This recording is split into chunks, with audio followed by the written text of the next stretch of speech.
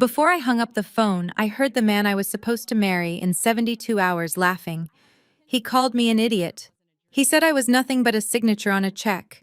He didn't know I was recording every word, and he certainly didn't know that by the time he realized the line was still open, I had already liquidated his assets, canceled his cards, and turned his dream life into a forensic accounting nightmare. Welcome to the longest 3 days of Darnell's life.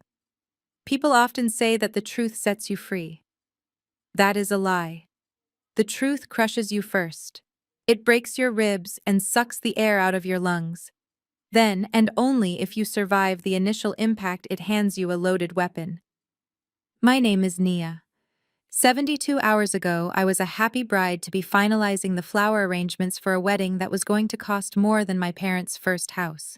Now I am sitting in a penthouse overlooking the Atlanta skyline, drinking a vintage Cabernet that costs more than Darnell's car note, watching my former life burn to the ground. I am a crisis manager for Fortune 500 companies. My entire career is built on fixing other people's mistakes. I clean up messes. I bury scandals. I make problems disappear. But nothing in my professional training prepared me for the moment I became the crisis. It started in Chicago. I was there closing a merger for a tech client running on 3 hours of sleep and pure adrenaline. The meeting had run late, the kind of late where the city lights below look like blurry streaks of gold, and the only thing keeping you upright is caffeine and the promise of coming home. I got back to my hotel room at the Ritz, kicked off my heels, and collapsed onto the bed. The silence of the room felt heavy. I missed home. I missed Darnell. I pulled out my phone to FaceTime him. It was a routine we had. No matter where I was in the world, we said goodnight. I needed to see his face to hear him tell me that he was proud of me, that he couldn't wait for me to come home so we could start our forever. The call connected.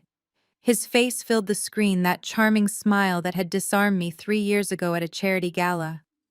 He was in our living room, the one I had decorated with imported Italian leather and art from local black artists. He looked relaxed, a glass of bourbon in his hand. We talked for 5 minutes. He told me he missed me. He told me the house was empty without me. He told me he was just going to finish his drink and go to sleep early because he had a big investment meeting in the morning. I told him I loved him. I blew him a kiss. "All right, babe. Get some rest," he said, his voice smooth like velvet. "I love you, Nia. I love you too, Darnell." I pressed the red button to end the call.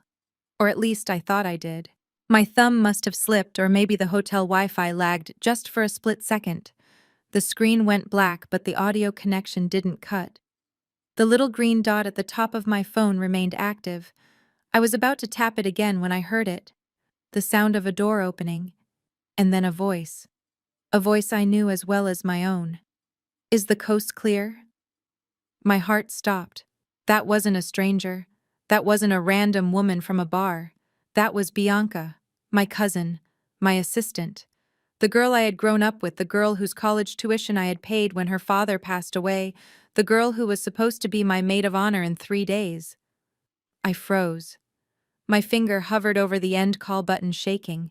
Instinct told me to hang up, to run away from the horror that was about to unfold. But the crisis manager in me took over. The part of me that dissects disaster for a living grabbed the wheel. I didn't hang up. I hit the record button on my screen capture. "Yeah, she is gone." Darnell's voice came through the speaker, but the velvet was gone. It was replaced by a sneer I had never heard before. "God, she is exhausting.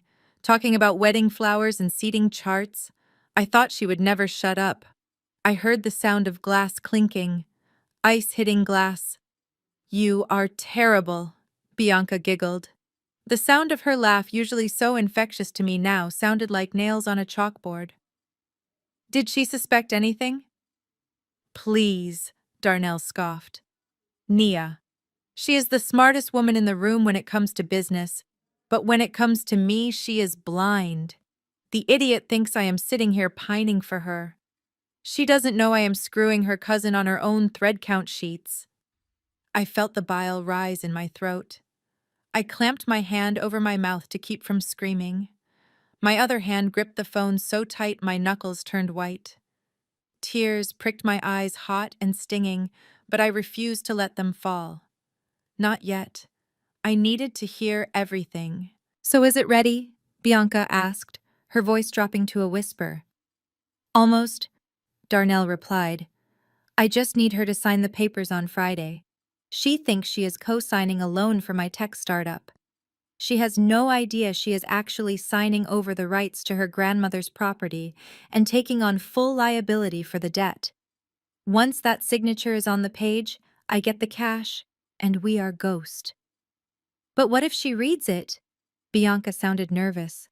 "She won't," Darnell said, and I could hear the arrogance dripping from his lips. "We will do it at the party. I will get her tipsy. Everyone will be watching.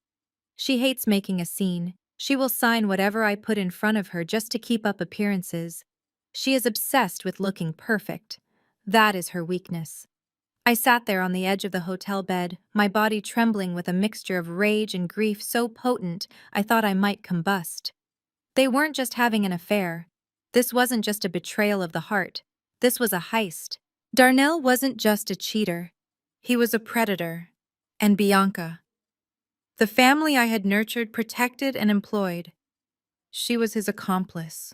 They continued to talk. They laughed about my dress. They laughed about my parents. They laughed about how easy I was to manipulate. Every word was a knife carving out pieces of the love I thought I had. I listened for 10 minutes. 10 minutes of pure, unadulterated malice. Finally, the line went dead. Darnell must have realized his phone was still on, or maybe the battery died. The silence that followed was deafening. I stared at my reflection in the dark hotel window. I looked the same, but I was different. The Nia who had made that call 10 minutes ago was dead. She had been murdered by the two people she loved most. In her place sat a woman made of ice and calculation. I didn't scream. I didn't throw the phone against the wall. I didn't call my mother to cry. I opened my laptop. My first call wasn't to Darnell. It wasn't to Bianca. It was to Sarah. Sarah is my younger brother's wife. She is white, a tax attorney with a sharp mind and an even sharper tongue. People always assumed we wouldn't get along, that the cultural divide would be too wide. They were wrong. Sarah was the sister I never had, and right now, she was the only person I trusted. She picked up on the second ring. "Nia, is everything okay? It is past midnight. I need you to listen to me very carefully," I said, my voice sounding foreign to my own ears. It was steady, robotic, deadly. "I need a forensic audit on Darnell. I need you to pull everything. Bank accounts, credit lines, hidden LLCs. Everything." Sarah didn't ask why. She didn't ask if I was crazy. She heard the tone in my voice. She went into lawyer mode instantly. "Give me 10 minutes," she said. "I will wake up my contact at the credit bureau." "What did he do, Nia?" "He is trying to steal my inheritance," I said quietly. "And he is sleeping with Bianca." There was a pause on the other end. A silence so heavy I could feel Sarah's fury radiating through the phone lines. When she spoke again, her voice was low and dangerous. "I will bury him," she promised. "Do not confront him. Not yet." "I am not going to confront him," I said, standing up and walking to the closet to pack the bag I had just unpacked. "I am going to destroy him. But first I need to come home." I booked the first flight out of O'Hare back to Atlanta. It was a red-eye. I sat in first class, staring out at the black void of the sky, replaying the recording in my noise-canceling headphones. Over and over again. I needed to memorize their cruelty. I needed it to cauterize the wound in my heart so I wouldn't bleed out before I could strike back. I landed in Atlanta at 6 a.m. The sun was just starting to bleed over the horizon, painting the city in hues of blood orange and bruised purple. I didn't call an Uber to take me home to the condo Darnell and I shared. I couldn't go there. If I saw him, if I smelled his cologne, if I saw Bianca's coffee mug in my sink, I would lose control. And I couldn't afford to lose control. Not when the stakes were this high. Instead, I took a cab to the St. Regis, the hotel directly across the street from our building. I walked up to the reception desk, my designer bag heavy on my shoulder, my eyes hidden behind dark sunglasses. "I need a room," I told the receptionist. "High floor, city view, facing north." She typed on her keyboard, looking at me with professional curiosity. "We have a suite available on the 20th floor, Ms. Nia. It has a direct view of the park and the residential towers." "Perfect," I said, handing her my black Amex. When I got to the room, I didn't sleep. I walked straight to the floor-to-ceiling windows. I pulled back the heavy velvet curtains and looked down. There it was, my building, my balcony. I could see the light on in the living room. Darnell was probably up getting ready for his fake investment meeting, drinking my coffee, planning my financial ruin. I pulled a pair of high-powered binoculars from my bag. I had bought them at the airport duty-free shop. A strange purchase for a businesswoman, but necessary for a woman at war. I brought them to my eyes and adjusted the focus. I saw him. He was walking around the living room in his robe. The robe I bought him for Christmas. And then I saw her. Bianca walked into the frame wearing one of my silk shirts. She wrapped her arms around him from behind and kissed his neck. He turned and laughed, handing her a mug. They looked so happy, so triumphant. They thought they had won. They thought I was the clueless idiot in Chicago, blindly signing checks and planning a wedding. I lowered the binoculars and took a sip of water. My hand was steady now. The shaking had stopped. The grief had been packed away in a box deep inside my chest, locked tight. All that was left was clarity. They wanted a signature on Friday, fine. I would give them a signature, but it wouldn't be the one they expected. I picked up my phone and dialed Sarah. "I am in position," I said. "What did you find?" Nia, Sarah's voice was grim. "It is worse than we thought. It is not just a loan. It is a Ponzi scheme. He is leveraging your name to solicit funds from dangerous people. If you sign that paper on Friday, you are not just liable for the debt. You are admitting to federal fraud. He is setting you up to be the fall guy." A cold smile touched my lips. It didn't reach my eyes. "Good," I whispered. "Good," Sarah asked, confused. "Nia, he is trying to send you to prison." "I know," I said, watching Darnell through the window as he kissed Bianca goodbye. "That means I don't have to feel guilty about what I am going to do to him." "Sarah, get the papers ready. Not the ones he sent over. The other ones. The confession." "You want to trap him?" "No," I said, watching Darnell leave the apartment strutting like a king. "I want to skin him alive. I want him to sign his own death warrant, and I want him to think it is a love letter. Meet me at the office in an hour. We have a wedding to cancel and a life to dismantle." I hung up the phone and took one last look at my apartment. The stage was set. The players were in place. Darnell thought he was the director of this show, but he was about to find out he was just a prop. Let the games begin. Professionals rely on surveillance. I never go into battle without knowing exactly what my opponent is hiding down to the color of their underwear. I sat in the dim light of the hotel suite, holding a microchip no larger than a grain of rice between my manicured fingers. This tiny piece of silicone was about to become the most dangerous weapon in my arsenal. It was small, silent, and absolutely devastating. Just like me. 5 hours earlier, I had met a private investigator named Vance in the service alley behind my building. Vance was a former narcotics detective who now specialized in corporate espionage. He did not ask questions. He simply handed me a digital alarm clock that looked exactly like the one currently sitting on my bedside table. "Swap it out," Vance had said, his voice gravelly. "You have audio and 4K video streaming directly to a secure server. The battery lasts 48 hours. Do not get caught." Getting caught was not an option. Darnell had a gym routine that bordered on religious. Every morning at 6 a.m. he went to Equinox. I knew I had exactly 60 minutes to enter my own apartment, make the switch and vanish before he returned to shower. I slipped into the building wearing an oversized hoodie and a baseball cap, avoiding the doorman by using the residence entrance that scanned my retina. The apartment smelled like him. It smelled like sandalwood and lies. My heart hammered against my ribs as I walked into our bedroom. The bed was unmade. Pillows were tossed on the floor. I felt a wave of nausea but forced myself to move. I unplugged the old clock, plugged in the new one, and placed it at the exact same angle.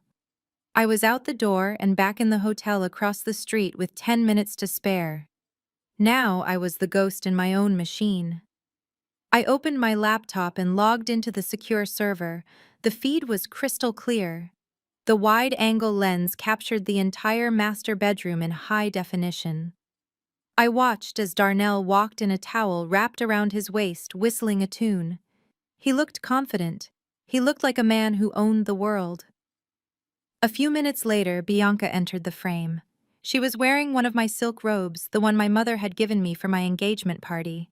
Seeing her in my clothes felt like a physical violation, sharper than a slap to the face. They sat on the edge of the bed. My bed. "So did the lawyer send over the drafts?" Bianca asked, picking at her nails. Darnell laughed, a sound that made my skin crawl. "Yeah. He sent them. But I had to edit a few clauses. If Nia actually read legal documents, we would be screwed. But she won't. She trusts me. She thinks this is just a bridge loan to cover some liquidity issues with the tech startup." "And what is it really?" Bianca asked, looking up at him with wide, greedy eyes. Darnell leaned back, resting his hands behind his head. "It is a lifeline, babe. The investors are getting restless. I promised them a 20% return last quarter and I don't have it. I spent the capital on the down payment for the condo and that trip to Cabo we took. If I don't get new money in by Monday, the whole thing collapses. It is a classic Ponzi, but they don't need to know that." I froze. A Ponzi scheme. He wasn't just a bad businessman. He was a criminal. He was running a fraudulent investment operation, and he was using my social standing to recruit victims. "But what about the collateral?" Bianca pressed. "The bank won't loan you $2 million without heavy collateral, Darnell. You don't have any assets in your name." Darnell smirked. "No, I don't. But Nia does. And more importantly, her parents do." My blood ran cold. I leaned closer to the screen, my breath catching in my throat. "What do you mean?" Bianca asked. "The document she is signing on Friday?" Darnell explained, his voice dropping to a conspiratorial whisper. "It doesn't just pledge her portfolio. It pledges the deed to her parents' house in Baldwin Hills. The historic property. It is worth $3 million easy. I forged her father's signature on the cosigner affidavit last week. Once Nia signs the primary guarantee, the bank releases the funds to me. I pay off the angry investors, we take a nice chunk of cash, and we disappear to Brazil before anyone realizes the house is gone." I slammed the laptop shut. I couldn't watch anymore. I stood up and paced the hotel room, gasping for air. He wasn't just stealing from me. He was stealing my parents' legacy. That house was everything to my father. He had bought it in the 70s, fighting redlining and racism to secure a home for his family. It was where I took my first steps. It was where we held every Thanksgiving dinner. And Darnell, the man my father had welcomed with open arms, had forged his signature to gamble it away. A knock at the door made me jump. It was Sarah. My sister-in-law didn't wait for me to open it. She used the keycard I had left for her at the front desk. She walked in carrying 2 heavy banker boxes, her blonde hair pulled back in a severe bun, her face pale and serious. Sarah was the best tax attorney in the state, but right now she looked like she had seen a ghost. "Nia," she said, dropping the boxes on the coffee table with a heavy thud. "You need to sit down." "I am already sitting," I lied, though I was still pacing. "Tell me." Sarah started pulling out files, spreadsheets, bank statements, tax returns. "I pulled his LLCs," Sarah said, her voice trembling with suppressed rage. "Darnell doesn't have a tech startup. The company Nexus Innovations. It is a shell. It does not exist. There is no product, no employees, just a website and a bank account in the Cayman Islands." I nodded. "I know. I just heard him admit it on the feed. It is a Ponzi scheme. Sarah looked up shocked. He admitted it. Yes. And he admitted to forging Dad's signature on a deed transfer for the house. Sarah's jaw dropped. She stood up, her hands shaking. That is a felony, Nia. That is multiple felonies. Bank fraud, wire fraud, forgery, identity theft. She grabbed her phone and started dialing. "What are you doing?" I asked, my voice deadly calm. "I am calling the FBI," Sarah snapped. "We have enough right here to put him away for 20 years. We have the audio confession. We have the paper trail. We call the feds, they arrest him before the party tomorrow, and this nightmare is over. Stop," I commanded. Sarah froze, her thumb hovering over the call button. She looked at me like I had lost my mind. "Nia, are you crazy? He is trying to steal your parents' home. We have to stop him." I walked over to the window and looked down at the street. The rain had started to fall, turning the city into a blurred painting of gray and neon. "If we call the police now," I said, turning back to face her. "He goes to jail, yes, but the scandal will drag my parents' names through the mud. The bank will still try to enforce the lien because the forgery will take months to prove. My father will have a heart attack from the stress. And Darnell, he will play the victim. He will say, 'I was a scorned woman who set him up.' He will get a plea deal. He will be out in 5 years." I walked over to the table and picked up a stack of documents. "I don't want him in a cell, Sarah. Not yet. I want him destroyed. I want him to feel the hope of victory before I crush him. I want him to walk into that party tomorrow thinking he is a king and leave with nothing but the shirt on his back." Sarah lowered her phone. She looked at the files, then back at me. I could see the lawyer in her warring with the sister in her. Finally, she exhaled a long breath. "So what is the plan?" she asked. I pointed to the document Darnell wanted me to sign. "He wants a signature," I said, my eyes flashing with a cold fire. "I will give him one. But we are going to make some edits. You are going to draft a new document, Sarah. It needs to look exactly like this one. Same font, same header. But the content will be different." "Different?" how Sarah asked, pulling a pen from her purse. "Instead of a loan guarantee," I said, smiling for the first time in days. "It will be a confession of judgment. It is a legal instrument where the debtor accepts liability up front. If he signs it, he is admitting to the debt personally. He is transferring his rights to his offshore accounts to me. And most importantly, we are going to add a fidelity clause." "A fidelity clause?" Sarah raised an eyebrow. "Yes. A clause that states the entire agreement is void and full financial penalty is incurred immediately if the borrower is found to be engaged in an extramarital affair." Sarah's eyes widened. She looked at the paper, then at me. A slow, wicked grin spread across her face. "You want him to sign a contract that bankrupts him if he cheats, knowing full well he is currently cheating." "Exactly," I said.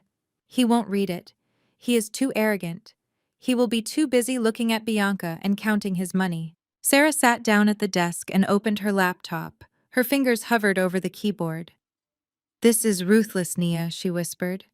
"This is not just justice. This is an execution." I poured 2 glasses of wine and handed one to her. "He tried to sell my father's house," I said, clinking my glass against hers. "He does not get justice. He gets what is coming to him." "Start typing, Sarah. We have a wedding to cancel." Acting is not just for Hollywood. In fact, the best actors do not have agents or Oscars on their mantles. They have survival instincts. Sometimes acting is the only way to keep your heart beating when you are sleeping next to the enemy. I stood up from the leather sofa and walked to the floor-to-ceiling window of the penthouse. Below me, the city of Atlanta sprawled out like a circuit board of gold and amber light. Somewhere down there in the darkness, Darnell was currently rotting in a cell. But 72 hours ago, he was the king of his own little castle, and I was the dutiful queen returning home to serve him. I took a sip of the wine, letting the tannins dry out my tongue. People ask me how I did it, how I walked back into that apartment knowing what I knew, how I let him touch me, how I smiled at the woman who had stabbed me in the back. The answer is simple. I didn't walk in there as Nia the fiancé.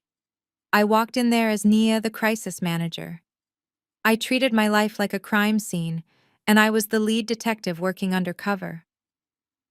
The elevator ride up to the penthouse on Thursday night was the longest 45 seconds of my life. Every floor that ticked by on the digital display felt like a countdown to an explosion. I checked my reflection in the polished brass doors. My makeup was flawless. My hair was perfect. But my eyes were dead. I had to fix that. I closed them for a moment, thinking of the day Darnell proposed. I summoned that memory not for comfort, but to wear it like a mask. When the doors opened, I wasn't the woman who had just watched her life implode on a surveillance feed. I was the happy, exhausted bride to be coming home early to her loving man. I unlocked the door and pushed it open. The smell of sandalwood and expensive cologne hit me instantly. It used to be a scent that made me feel safe. Now it smelled like betrayal. Honey.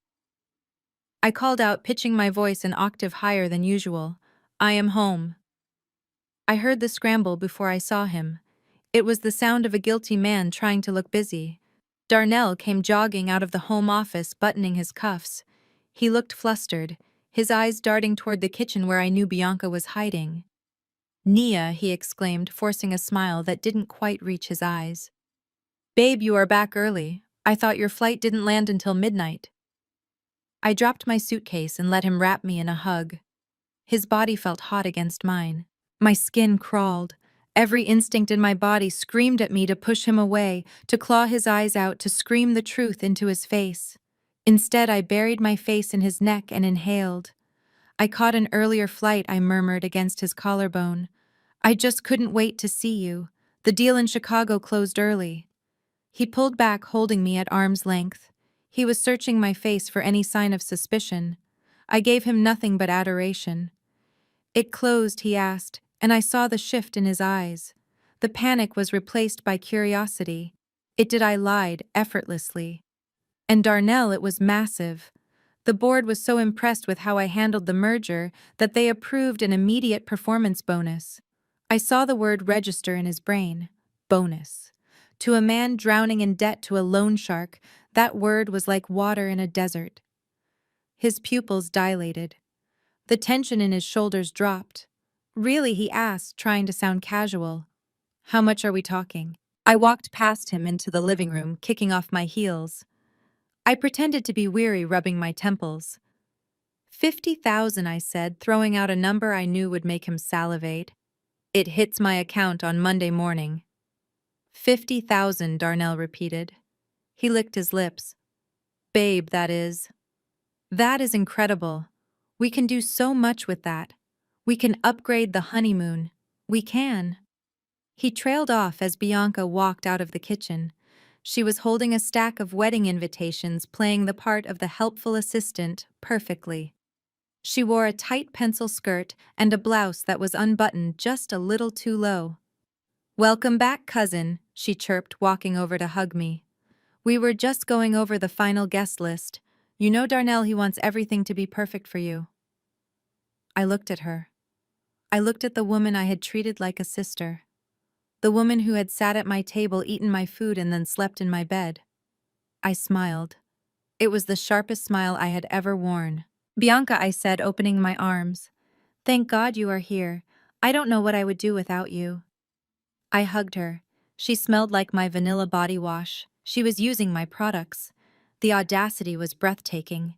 I squeezed her tight, feeling her delicate frame under my hands. I could snap her, I thought. I could ruin her right now, but that would be too easy. I actually have something for you, I said, pulling away. For me? Bianca blinked, surprised. I walked over to my suitcase and unzipped the front pocket. I pulled out a dust bag. Inside was a leather handbag I had purchased at the airport boutique. It was expensive Italian leather, beautiful and soft. But its true value wasn't in the craftsmanship. Its value was in the lining where Vance, the private investigator, had sewn a military-grade GPS tracker and a listening device smaller than a dime. I saw this in the duty-free shop and thought of you, I said, handing it to her. You have been working so hard helping us with the wedding. You deserve a treat. Bianca gasped. She pulled the bag out, her eyes widening. Nia, this is too much. This is a $2,000 bag. Consider it a down payment on your services, I said, the double meaning flying right over her head. Darnell watched the exchange with a smirk. He looked proud of himself. He had two women catering to him, fighting for his attention, or so he thought. He walked over and put his arm around my waist, pulling me into him. You are too generous, babe, he said, kissing my temple. That is one of the things I love about you. You always take care of family. I stiffened slightly, then forced my muscles to relax. Yes, I said. I take care of family. And I take care of threats. Bianca slung the bag over her shoulder, posing in the mirror. I love it, Nia. Thank you. I am going to use it every day. Good, I thought. Please do. Take it to every meeting. Take it to every secret rendezvous. Record your own destruction for me. All right. Well, I should get going, Bianca said, sensing that she should leave us alone. I will see you guys at the signing party tomorrow. Absolutely, Darnell said, walking her to the door. When the door clicked shut, the silence returned. But this time, it was different. We were alone. Just the predator and the prey, except he didn't realize the roles had reversed. Darnell turned to me, his eyes dark with what he probably thought was passion. It was just adrenaline and greed. I missed you, he said, walking toward me. I missed you too, I said. He kissed me. It was wet and demanding. I didn't recoil. I kissed him back. I let him lead me to the bedroom. I let him undress me. I lay there while he touched me, my mind completely detached from my body. I stared at the ceiling fans spinning above us, counting the rotations. 1, 2, 3. I thought about the paperwork Sarah was drafting. 4, 5, 6. I thought about the prison cell waiting for him. 7, 8, 9. Afterward, he lay with his head on my chest, tracing circles on my skin. He thought he had me. He thought I was his possession. Babe, he whispered into the darkness. About tomorrow. I stroked his hair, playing with the curls at the nape of his neck. What about tomorrow? The signing, he said. The investors are really pushing for that guarantee. I know you said you wanted to read over the fine print, but honestly, it is just standard boilerplate. If we don't sign it at the party, we might lose the funding round. I waited a beat. I let him sweat for just a second. Darnell, I said softly, you don't have to worry. He lifted his head, looking at me. Really? Of course, I said, looking him dead in the eye. I trust you. You are the businessman. If you say it is a good deal, I believe you. I will sign whatever you put in front of me. Relief washed over his face. It was pathetic. He kissed me again, hard. You are the best woman in the world, Nia. I am going to make us so rich. You won't even have to work anymore. I smiled in the dark. Oh, I knew I wasn't going to have to work. Because I was about to acquire all of his assets, meager as they were, and his freedom. Go to sleep, baby, I cooed. Big day tomorrow. He rolled over and was asleep within minutes, snoring softly. I lay there wide awake. I looked at the digital clock on the nightstand, the one with the camera inside. I knew Vance was recording this. I knew Sarah was up late working on the documents. I knew the trap was set. I slipped out of bed and walked to the bathroom. I turned on the shower, blasting the water as hot as it would go. I stepped inside and scrubbed my skin until it was raw. I wanted to wash his touch off of me. I wanted to scrub away the feeling of his hands, his lips, his lies. I stood under the scalding spray, and finally, for the first time in 24 hours, I let one tear fall. Just one. It wasn't a tear of sadness. It was a tear of mourning for the Nia who had believed in love. She was gone now. And the woman who stepped out of that shower wrapped in a towel, staring at herself in the foggy mirror, was ready for war. I walked back into the bedroom. Darnell was still sleeping, his arm draped over my side of the bed. I picked up my phone and saw a text from Sarah. "The papers are ready. I added the fidelity clause. It is bulletproof. See you at the party." I put the phone down and climbed back into bed. I lay stiff as a board waiting for the sun to rise. The happy wife performance was over. Tomorrow the executioner would take the stage, and Darnell, poor arrogant Darnell, would be the one handing me the axe. A signature can save a life, or it can end it. We treat it like a formality.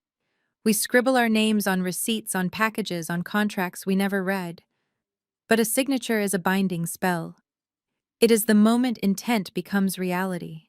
I sat in the penthouse holding a Mont Blanc fountain pen. It was heavy-weighted with gold and resin. It was the same pen Darnell had used to sign his life away. He thought he was signing a loan document that would make him a millionaire. He did not know he was signing a confession that would make him a felon. The problem with arrogant men is not that they cannot read. It is that they believe they do not have to. The restaurant was loud. It was one of those Buckhead steakhouses where the lighting is dim, the leather is red, and the steaks cost more than a car payment. Darnell had rented out the private back room. He wanted an audience. That was his first mistake. He had invited his boys. Marcus, who was currently out on bail for wire fraud. T-Ray, who pretended to be a music producer, but mostly just sold weed to college kids. And of course Bianca.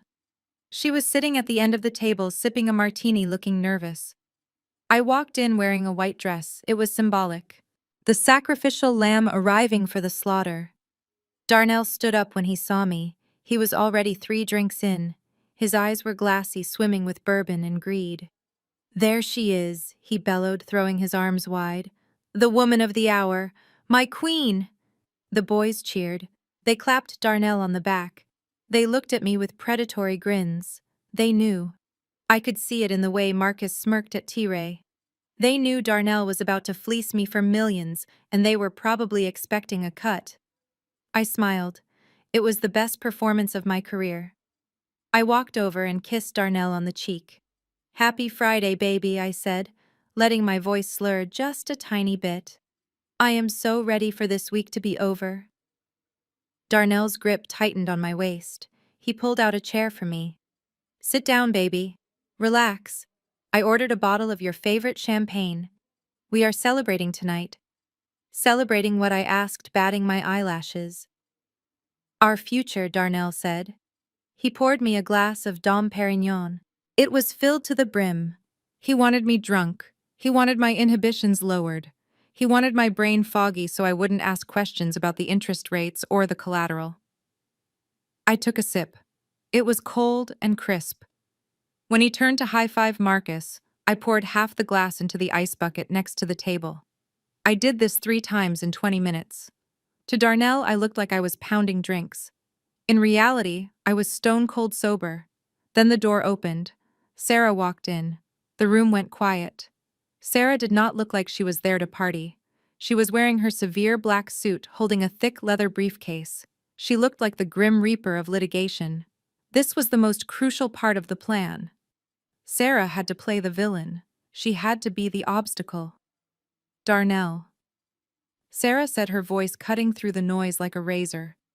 "I am advising my client against this. This loan structure is highly irregular. The liability exposure for Nia is too high." Darnell's face hardened. He stood up, puffing out his chest.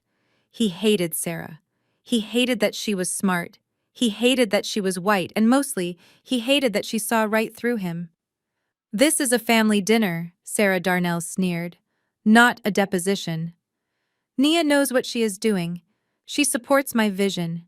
Don't you, baby?" He looked down at me. The pressure was on.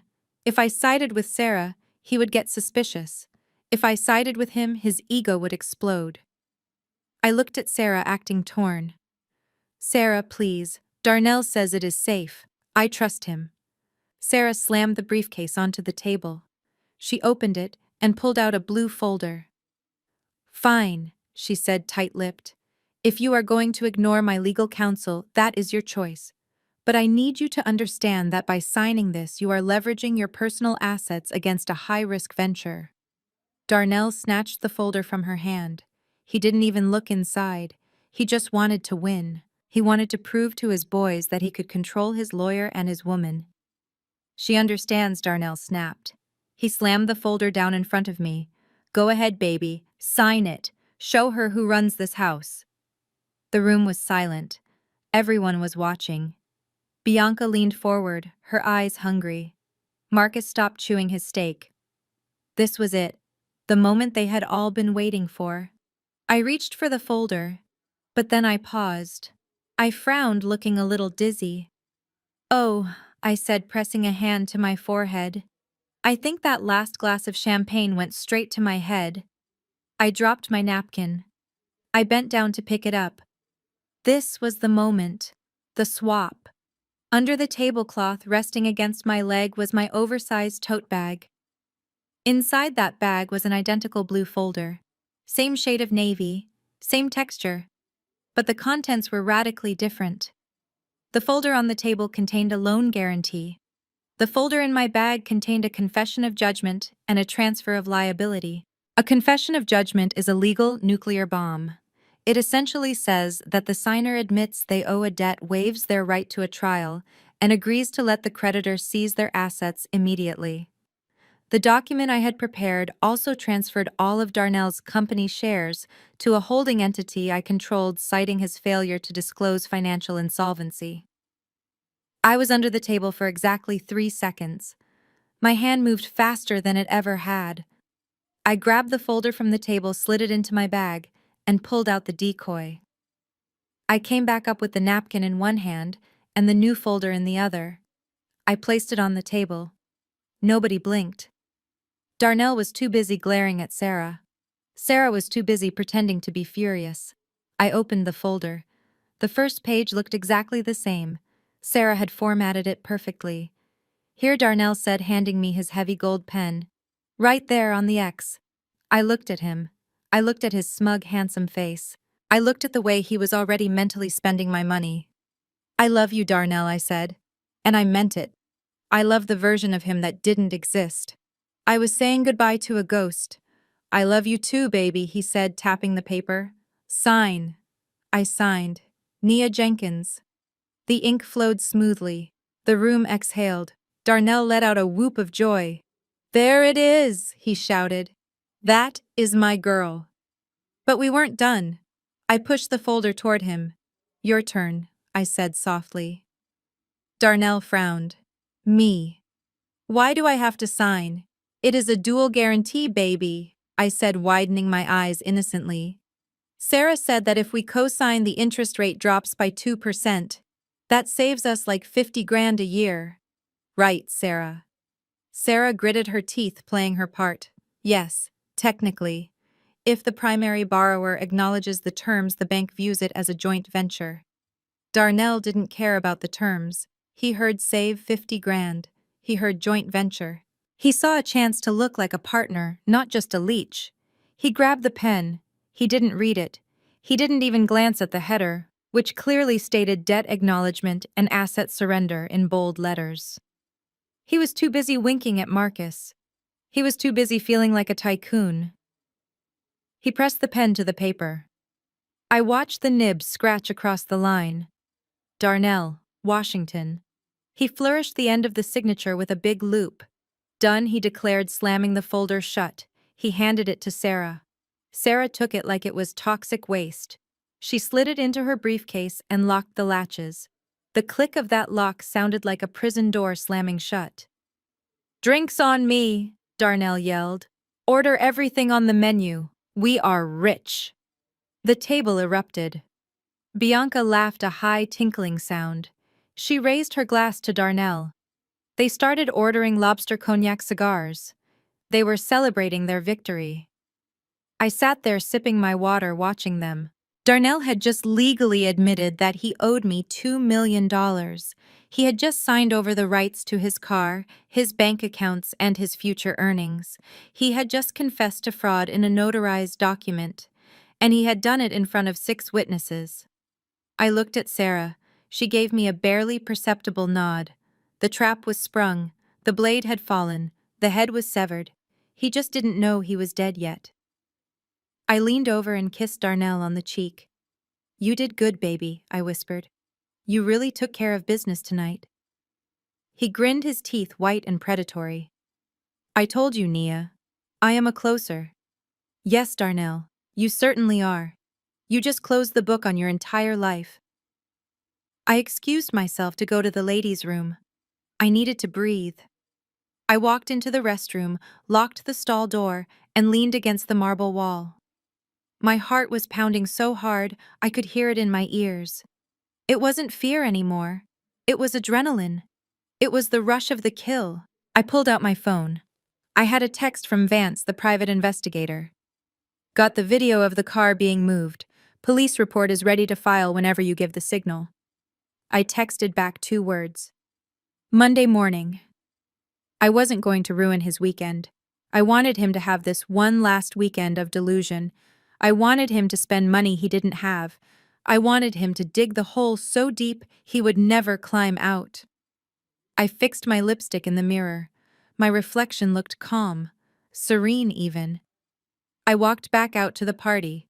Darnell was standing on a chair making a toast. "To the future," he shouted, "to Nexus Innovations, and to my beautiful fiancé who knows how to stand by her man." "To Nia," everyone shouted. I raised my glass. "To us," I said. And as I drank, I watched Bianca slide her hand onto Darnell's thigh under the table. She smiled at me. I smiled back. "Enjoy him, cousin," I thought. "He is all yours. And in 48 hours, you are going to realize that you didn't steal a king, you stole a pauper with a prison sentence." The waiter brought the bill. It was huge, $4,000. Darnell grabbed it, put it on the black card he told the waiter, handing him the card that was linked to my account. The waiter walked away. I held my breath. I hadn't canceled that specific card yet. I needed this transaction to go through. I needed one final piece of evidence that he was spending my money on his accomplices. The waiter came back. Approved. Darnell signed the receipt with a flourish. I smiled. That $4,000 dinner was the cheapest legal fee I would ever pay. "Let's go home, baby," Darnell said, wrapping his arm around me. "We have a lot of celebrating to do." We walked out of the restaurant. The air was cool. Darnell tossed the keys to the valet. He was driving my Porsche. I got into the passenger seat. I looked at the city passing by.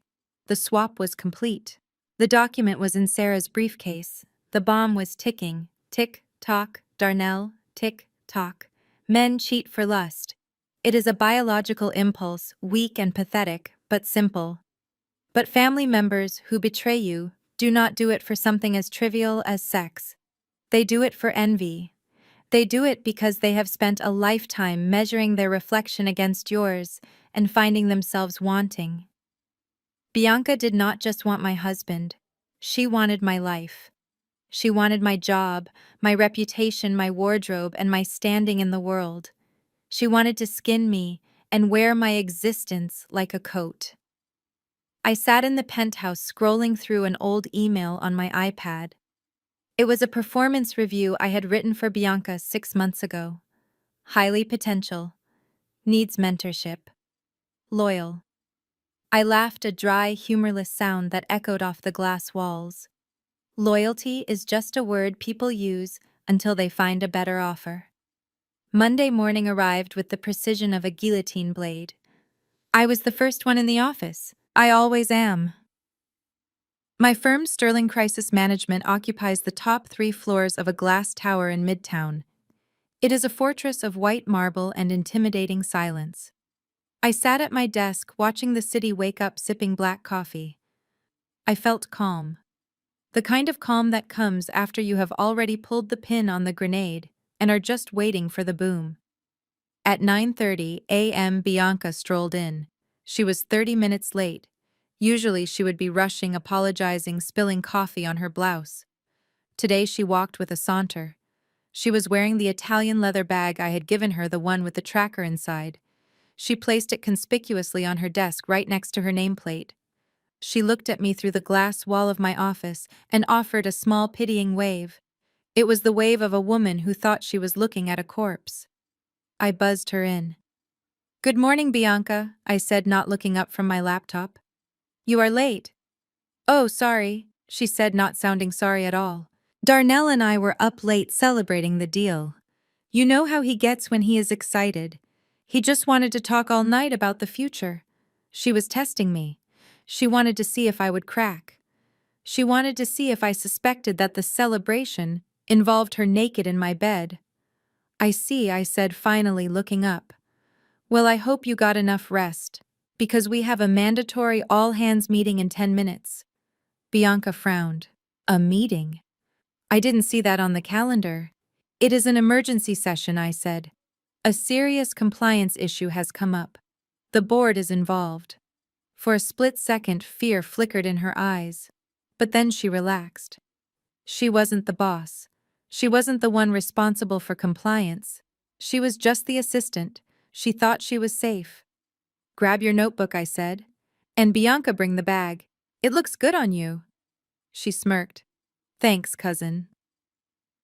10 minutes later, the main conference room was packed. 40 employees sat around the long mahogany table. The air was tense.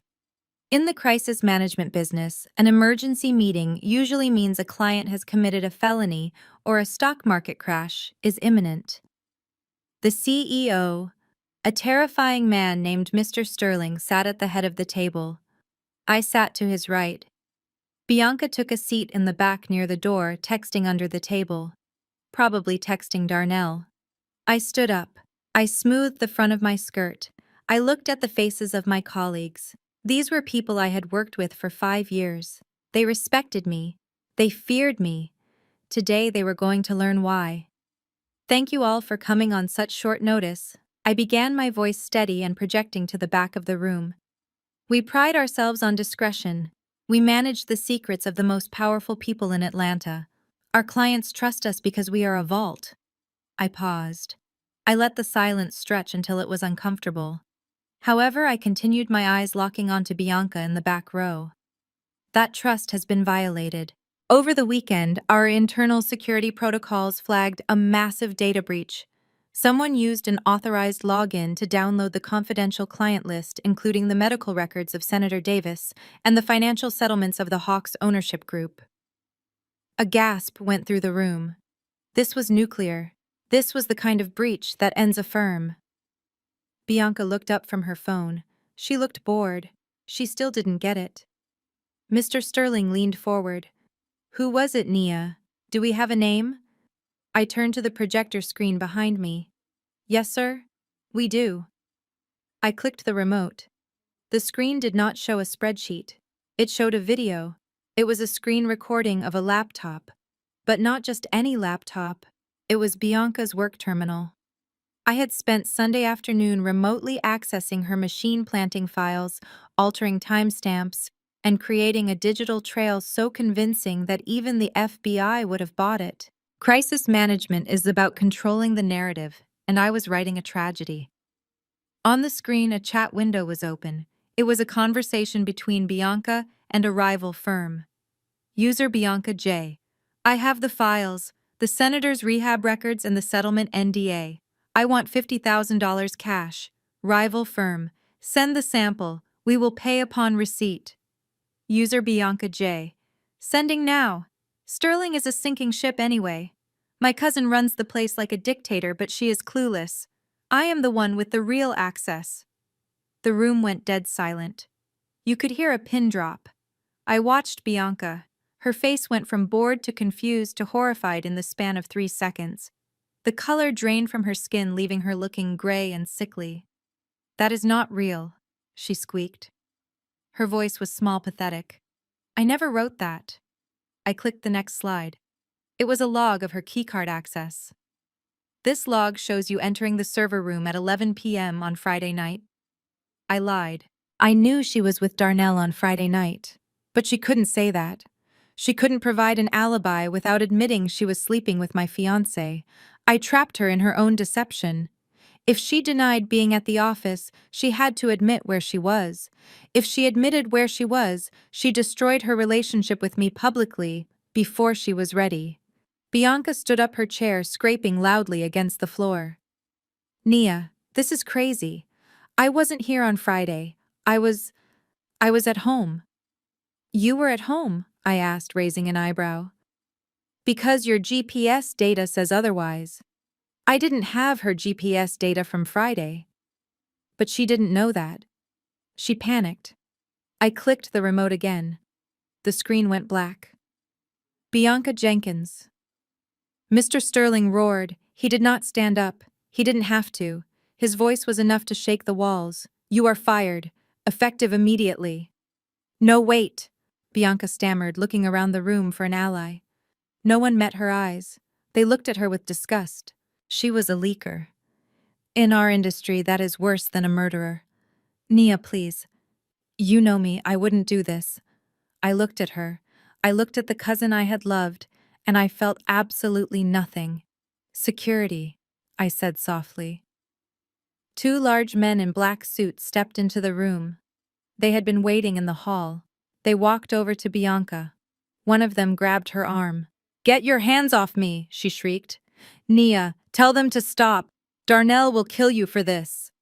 The mention of Darnell's name caused a ripple of confusion in the room, but I ignored it. Escort her out, I told the guards. Ensure she takes nothing but her personal purse. Wipe her phone. And Mr. Sterling. Yes, Nia. I recommend we revoke her severance and contest her unemployment claim on the grounds of gross misconduct. Also, we need to notify the industry association. She should be blacklisted from every agency in the state. Agreed, Mr. Sterling said. Do it. Bianca was dragging her feet as the guards hauled her out. She was crying now. Ugly, heaving sobs. Nia. I am sorry I didn't do it, Nia. The doors closed. The silence returned. I turned back to the room. I apologized for the disruption. I said, my voice calm and professional. The breach has been contained. The client list is secure. Let's get back to work. Mr. Sterling nodded at me. Good work, Nia. That was handled with remarkable speed. Thank you, sir. I protect this family. I sat down. My heart rate hadn't even elevated. 10 minutes later, I walked back to my office. I picked up my phone and opened the app connected to the bug in the bag I had given Bianca. She was on the sidewalk outside the building. I could hear the wind blowing and the traffic of Midtown. I could hear her hyperventilating. She was dialing a number. Come on, pick up, she was muttering.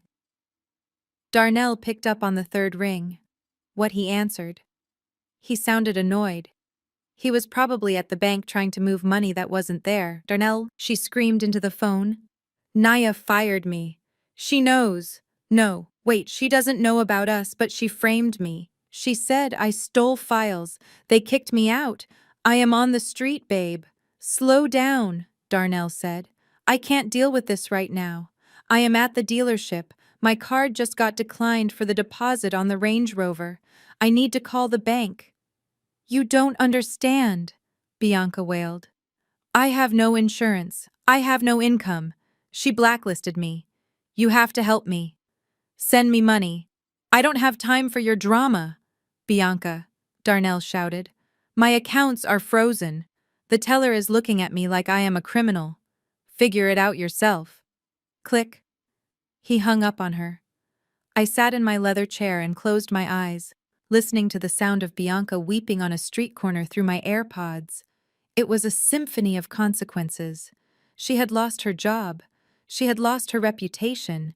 And in less than 30 seconds, she had realized that the man she betrayed me for did not give a damn about her. Phase 2 was complete. Her professional life was a smoking crater. Now it was time to take the car. I took the earbuds out and placed them on my desk. I picked up the landline and dialed the non-emergency police line. Yes, hello? I said, my voice trembling slightly with fake distress. I would like to report a stolen vehicle. My fiancé took my Porsche this morning without permission, and I have reason to believe he is intoxicated. He is currently at the Land Rover dealership on Peachtree. Yes, the license plate is NJ-QUEEN. Thank you, officer. I hung up. I looked at the clock. It was 11 a.m. By noon, Darnell would be in handcuffs. I opened my laptop and started typing a new email. Subject: venue cancellation. The wedding was off, but the show was just getting started. When you take a toy away from a spoiled child, he will cry. He might scream, stomp his feet, or hold his breath until he turns blue. But eventually he will find another toy. But when you strip a grown man of his money, specifically a man whose entire personality is constructed around the illusion of wealth, he does not just cry. He unravels. He disintegrates. I held the camera steady, though my hand wanted to shake with the sheer adrenaline of the moment. We are watching a man lose his armor piece by piece. Monday afternoon, 12:30 p.m. Darnell was cruising down Peachtree Street in my Mercedes S-Class. He loved that car more than he loved me. He loved the way the leather seat massaged his back. He loved the way the engine purred like a jungle cat. He loved the way people looked at him when he stopped at a red light. He thought they saw a tycoon. He thought they saw a success story. In reality, they were just looking at a thief in a borrowed chariot. He was on his way to meet a potential investor for his fake company. This was the big fish, a venture capitalist from Buckhead, who Darnell had been grooming for months. He needed to look the part. He needed the car, the suit, and the black card to close the deal. He pulled into a high-end gas station near Lenox Mall to fill up the tank and grab a bottle of water. He stepped out of the car, adjusting his cufflinks. He looked good. I will give him that. The devil usually does. He walked up to the pump and slid the black card into the reader. He waited. He tapped his foot, humming a tune, checking his reflection in the tinted window. Transaction declined. See cashier. He frowned. He pulled the card out and wiped the chip on his jacket. He inserted it again. Transaction declined. He let out a huff of annoyance. He looked around to see if anyone was watching. He pulled out the gold card, the backup, the emergency fund. Transaction declined. Now the sweat started. I could imagine the prickle of heat on the back of his neck. He walked into the station store. There were people in line, a mother with 2 kids, a construction worker buying a Gatorade. Darnell walked to the front, cutting the line because he felt he was more important. Turn pump 4 on, he commanded the clerk, throwing the black card on the counter. And give me a Fiji water. The clerk, a teenager who clearly did not care about Darnell's imaginary status, swiped the card. It is declined, bro, the kid said, chewing gum. Darnell laughed. A nervous, high-pitched sound. Try it again. It is a Centurion card. It has no limit. The kid swiped it again. Declined. Pickup card. The machine says I have to keep it, the kid said, dropping the card into a slot under the register. What? Darnell shouted. You cannot keep my card. Give it back. Sir, the kid said, pointing to the line behind him. You have to pay or leave. You are holding up the line. Darnell patted his pockets. He pulled out his wallet. He tried the debit card. Declined. He tried the corporate card. Declined. He had $40 in cash. Enough for gas, but not enough for dignity. He threw the cash on the counter and stormed out. He was rattled. I could see it in the way he walked. His stride was shorter, his shoulders were tight. He got back into the car, slamming the door. He needed to get out of there. He needed to get to the meeting and charm the investor. He pushed the start button. The engine roared to life. He put it in drive. And then the lights flashed, blue and red, rotating in the rearview mirror. A police cruiser pulled right behind the Mercedes, blocking him in. Darnell froze. He looked at the mirror. He probably thought it was a mistake. Maybe his tag was expired. He rolled down the window as the officer approached. He put on his best smile, the smile he used to con old ladies out of their pension funds. Afternoon, Officer, Darnell said smoothly. Is there a problem? License and registration, the officer said. He did not smile back. Darnell handed over his license. He reached into the glove box for the registration. It was in my name. Everything was in my name. Step out of the car, sir, the officer said. Darnell laughed again. Whoa, hold on. What is this about? I am late for a meeting. Sir, step out of the vehicle. Now. Darnell opened the door and stepped out. He smoothed his suit jacket, trying to maintain composure. The owner of this vehicle reported it as unauthorized use, the officer said, hand resting on his holster. Unauthorized, Darnell sputtered. The owner is my fiancé. We live together. This is a mistake. She must be confused. Call her. I will get her on the phone right now. He pulled out his phone. His hands were shaking so hard he almost dropped it. He dialed my number. I was sitting in my office watching the GPS dot on my screen. I saw the call coming in. I let it ring. 1, 2, 3, 4. I picked up. Hello, I said. My voice was brisk, professional, and completely devoid of warmth. Nia Darnell screamed into the phone. Nia, tell this cop who I am. He is trying to take the car. He says you reported it unauthorized. Tell him it is a mistake. I paused. I took a sip of my coffee. I am sorry, who is this? I asked. Darnell stopped breathing. Nia. Stop playing. It is Darnell. The cop is right here. Tell him I have permission to drive the car. Oh, Darnell, I said, my tone shifting to one of mild confusion. I am in the middle of a board meeting. I cannot talk right now. Nia, fix this, he shrieked. He was losing it. The construction worker from the store was filming him. I looked at the report this morning, I said calmly, and I noticed the Mercedes was being driven outside of the approved insurance zone. The policy is very strict, Darnell. Since you are not a named driver on the policy anymore, the insurance company flagged it as a theft risk. I had to file the report to protect my liability. Not a named driver, Darnell yelled. I have been driving this car for 2 years. Yes, I said. But that was when you were a named driver. I removed you from the policy this morning to save money. You know how it is. Budget cuts. You removed me.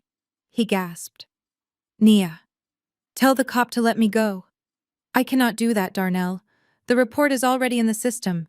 If I retract it now, I could be charged with filing a false police report.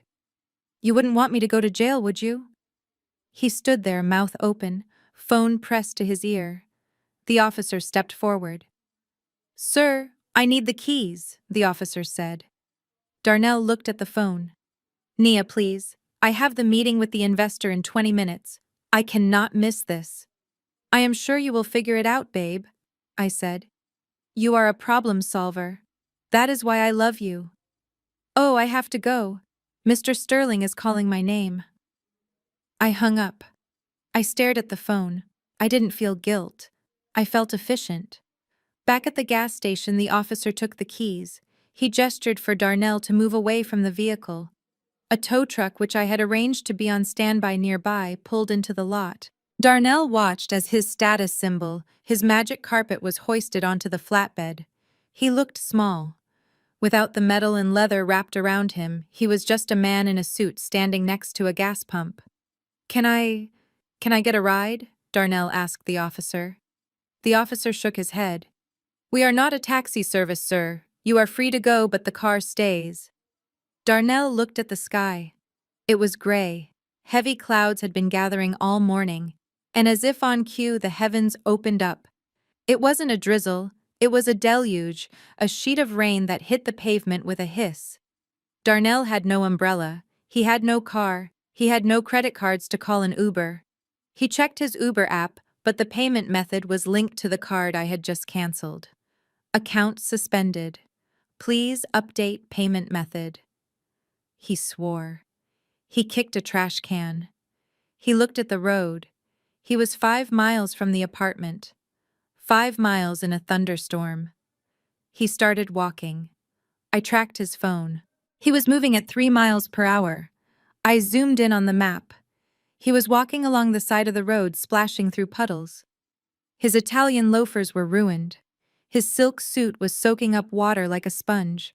His hair, usually perfectly styled, was plastered to his skull. He called me again 10 minutes later. Pick up, pick up, pick up, I whispered to myself. But I did not touch the phone.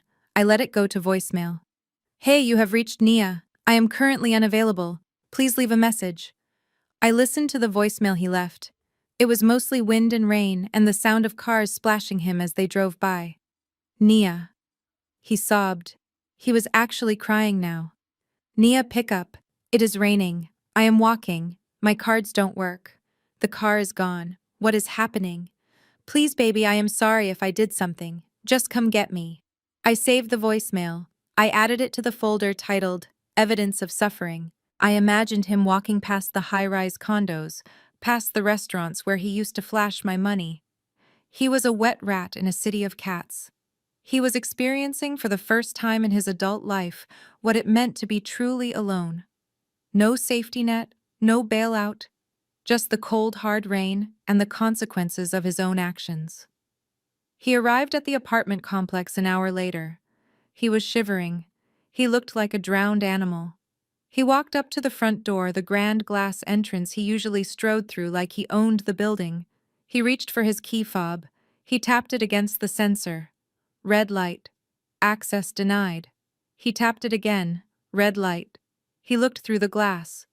The concierge, a man named Robert, who Darnell had treated like a servant for 3 years, was sitting at the desk. Robert looked up. He saw Darnell. He saw the wet suit. He saw the desperation. Robert looked down at his list. The list I had updated that morning. Darnell banged on the glass. Robert, let me in. My key isn't working. Robert shook his head slowly. He picked up the phone on his desk, but he didn't look at Darnell. He looked away. Darnell slumped against the glass. He slid down until he was sitting on the wet concrete. He had no home. He had no ride. He had no money. And the worst part?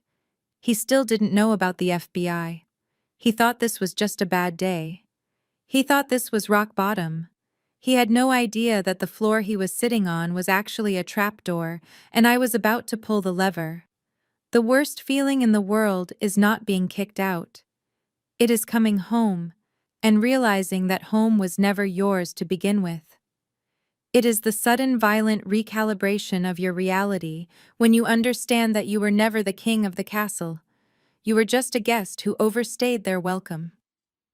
I walked into my walk-in closet, a space larger than most studio apartments in Manhattan.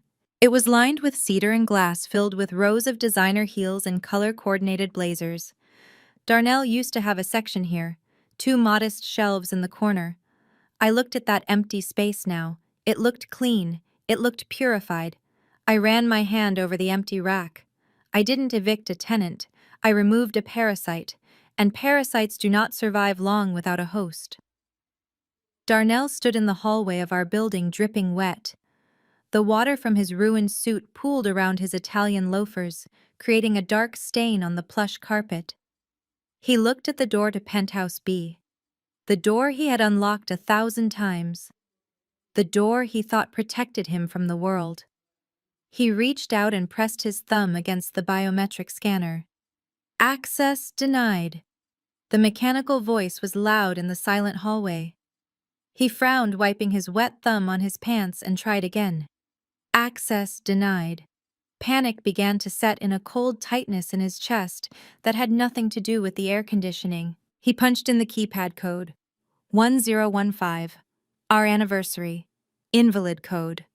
He stepped back, staring at the door as if it had betrayed him personally. He pounded on the wood. Nia, he shouted. Open the door. It isn't funny. My key isn't working. The door remained shut, but the elevator behind him chimed. Darnell spun around, expecting to see me, expecting an apology. Instead, he saw Robert, the building manager. Robert was a tall man with broad shoulders and a face that revealed absolutely nothing. He was flanked by 2 uniformed security guards. Mr. Washington, Robert said. His voice was not friendly. It was the voice of a man enforcing a rule. Robert Darnell exhaled, trying to summon a shred of his usual arrogance. Thank God. The system is down. I am locked out. Can you override it for me? I need to get inside and change. I cannot do that, Sir Robert said, clasping his hands behind his back. What do you mean you can't? Darnell snapped.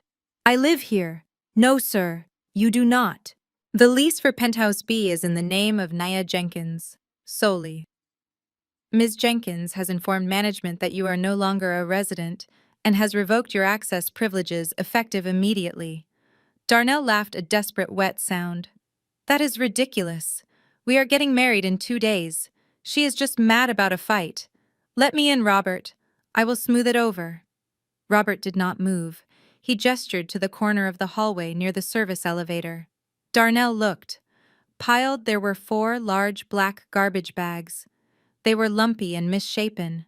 A sleeve of a Armani jacket poked out of a tear in one of them. Ms. Jenkins requested that we facilitate the removal of your personal effects, Robert said. She packed them herself. She wanted to ensure you had everything you owned. Darnell stared at the trash bags.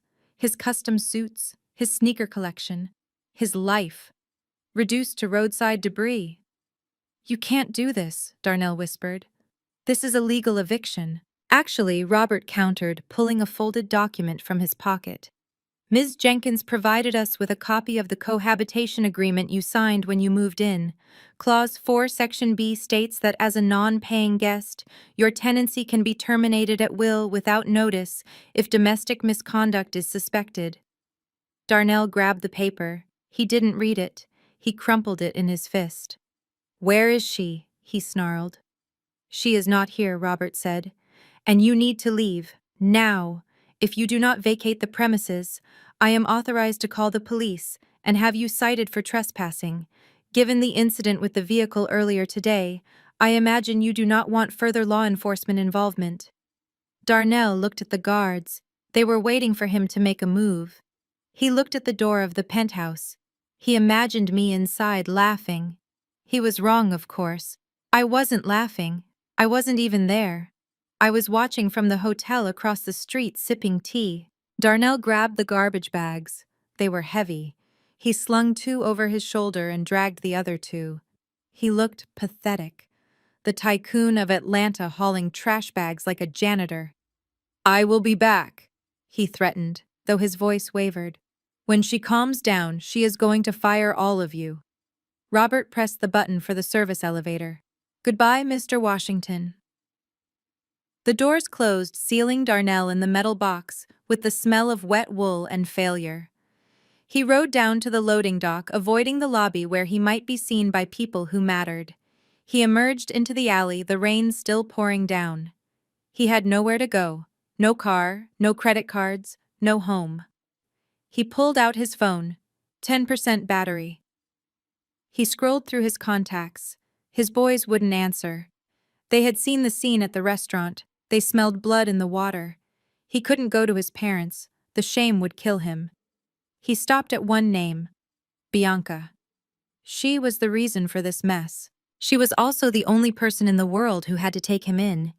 They were partners in crime after all. He called an Uber using the last few dollars on a prepaid gift card he found in his gym bag. He put in the address for Bianca's apartment. It wasn't in Buckhead. It was in a complex near the airport, a place where the walls were thin and the carpet smelled of stale cigarettes. When he arrived, dragging his garbage bags up the 3 flights of stairs because the elevator was broken, he was panting. He banged on door 3B. Bianca opened it. She looked like a wreck. Her eyes were puffy from crying. She was wearing sweatpants and a stained t-shirt. The apartment was dark. What took you so long? She snapped, stepping aside to let him in. Darnell dropped the bags on the floor. Water pooled around them. Nia locked me out, he said, wiping rain from his face. She took the car. She cut the cards. I have nothing, Bianca. I had to drag my clothes out in trash bags. Bianca laughed bitterly. She walked over to the tiny kitchenette and poured herself a glass of cheap vodka. Welcome to the club, Darnell. She fired me. Publicly. She accused me of stealing data. I am blacklisted. I called 3 agencies this afternoon. They hung up on me the moment I said my name. Darnell looked around the apartment. It was small, cluttered. There was a pile of dirty dishes in the sink. The contrast to the penthouse was physically painful. Well, we have to fix this, Darnell said, pacing the small living room. We need money. Did you get the 50,000 from the rival firm? The data you stole? Bianca threw her glass into the sink. It shattered. I didn't steal any data, you idiot, she framed me. There is no $50,000. I have $200 in my checking account, and rent is due on Tuesday. Darnell stopped pacing. He stared at her. You have no money? He asked, his voice rising. No, Bianca screamed. I thought you had money. You are the big investor. You are the one who said we were going to Brazil. I can't access my accounts, Darnell yelled back. She froze. Everything. I need legal fees to fight this. I need a retainer. Legal fees? Bianca scoffed. She walked up to him and poked him in the chest. You don't need a lawyer, Darnell. You need a job. Look at you. You are wet. You are broke. And you are standing in my living room with your life in garbage bags. You are not a king. You are a loser. Darnell grabbed her wrist. Don't talk to me like that. I am the victim here. Nia is crazy. She planned this. Yeah, Bianca hissed, pulling away. She planned it, and we fell for it. We thought she was stupid, but she played us like fiddles. And now look at us. She sat down on the frayed sofa and put her head in her hands. Darnell looked at his bags. He looked at Bianca. The lust was gone. The excitement of the affair, the thrill of sneaking around it, had all evaporated the moment the money ran out. Without the backdrop of luxury, without the promise of stolen wealth, Bianca was just a shrill woman in a messy apartment, and he was just a wet man with no future. Move over, Darnell grumbled, sitting on the far end of the sofa. I am hungry, Bianca said. Order some food. I can't, Darnell said, staring at the blank TV screen. I don't have any money. Bianca laughed again. It was a hollow, desolate sound. Happy anniversary to us, she whispered. They sat there in the dark, listening to the rain hammer against the window, two rats trapped in a cage of their own making. Back in the penthouse, I stepped out of the closet. I walked to the living room where Sarah was waiting. She had a bottle of champagne open. Did he get the bag? Sarah asked. Building security confirmed departure at 4 p.m. I said, taking the glass she offered. He went to Bianca's. Sarah smirked. That apartment is 600 square feet. They are going to kill each other before the sun comes up. That is the plan. I said, looking out at the city. Poverty has a way of clarifying relationships. They wanted to be together. Now they are together. Let's see how romantic it is when they are fighting over a can of soup. I took a sip of champagne. But we aren't done yet, Sarah. The dinner is tomorrow night. The dinner, Sarah asked. I thought you canceled the wedding. I canceled the venue, I corrected. But I kept the rehearsal dinner reservation at my parents' house. He is going to come, Sarah. He is going to come because he thinks he can talk his way out of this. He thinks he can charm my parents and get a bailout. Sarah shook her head in disbelief. You know him too well. I know him better than he knows himself. He is desperate, and desperate men make mistakes. Tomorrow night we don't just break him, we bury him. Most people treat conflict like a contagious disease. They run from it, hide from it, or medicate themselves to ignore it. They think that if they close their eyes, the monster in the room will vanish. I am not most people. In my line of work, conflict is not a monster. It is a raw material. It is something to be shaped, directed, and weaponized. I sat at the vanity in the guest bedroom of my parents' house, staring at my reflection. I uncapped a tube of lipstick, Rouge d'Armani, matte, shade number 400. It was the color of fresh arterial blood. I applied it slowly, carefully, ensuring the lines were sharp enough to cut glass. This was not makeup. This was war paint. Tonight was not a dinner. It was a tribunal. And I had set the table for a massacre. 3 hours earlier, I had driven my rental car up the winding driveway of the house in Baldwin Hills. This house was more than just wood and stucco. It was a monument to Black excellence in Los Angeles. My father Otis had bought this land in 1982, back when banks were still redlining neighborhoods and finding creative ways to deny loans to men who looked like him. He had worked double shifts at the refinery and served 2 tours overseas to pay for this view. It was a fortress of stability, and Darnell had tried to sell it out from under him for a quick cash grab. I walked into the house carrying a single manila envelope. The house smelled like lemon polish and pot roast. My mother Vi was in the kitchen humming a gospel tune. She looked up when I entered, her face lighting up with the unconditional love that always made my throat tight. "Nia, baby," she said, wiping her hands on her apron. "You are early. Is Darnell with you?"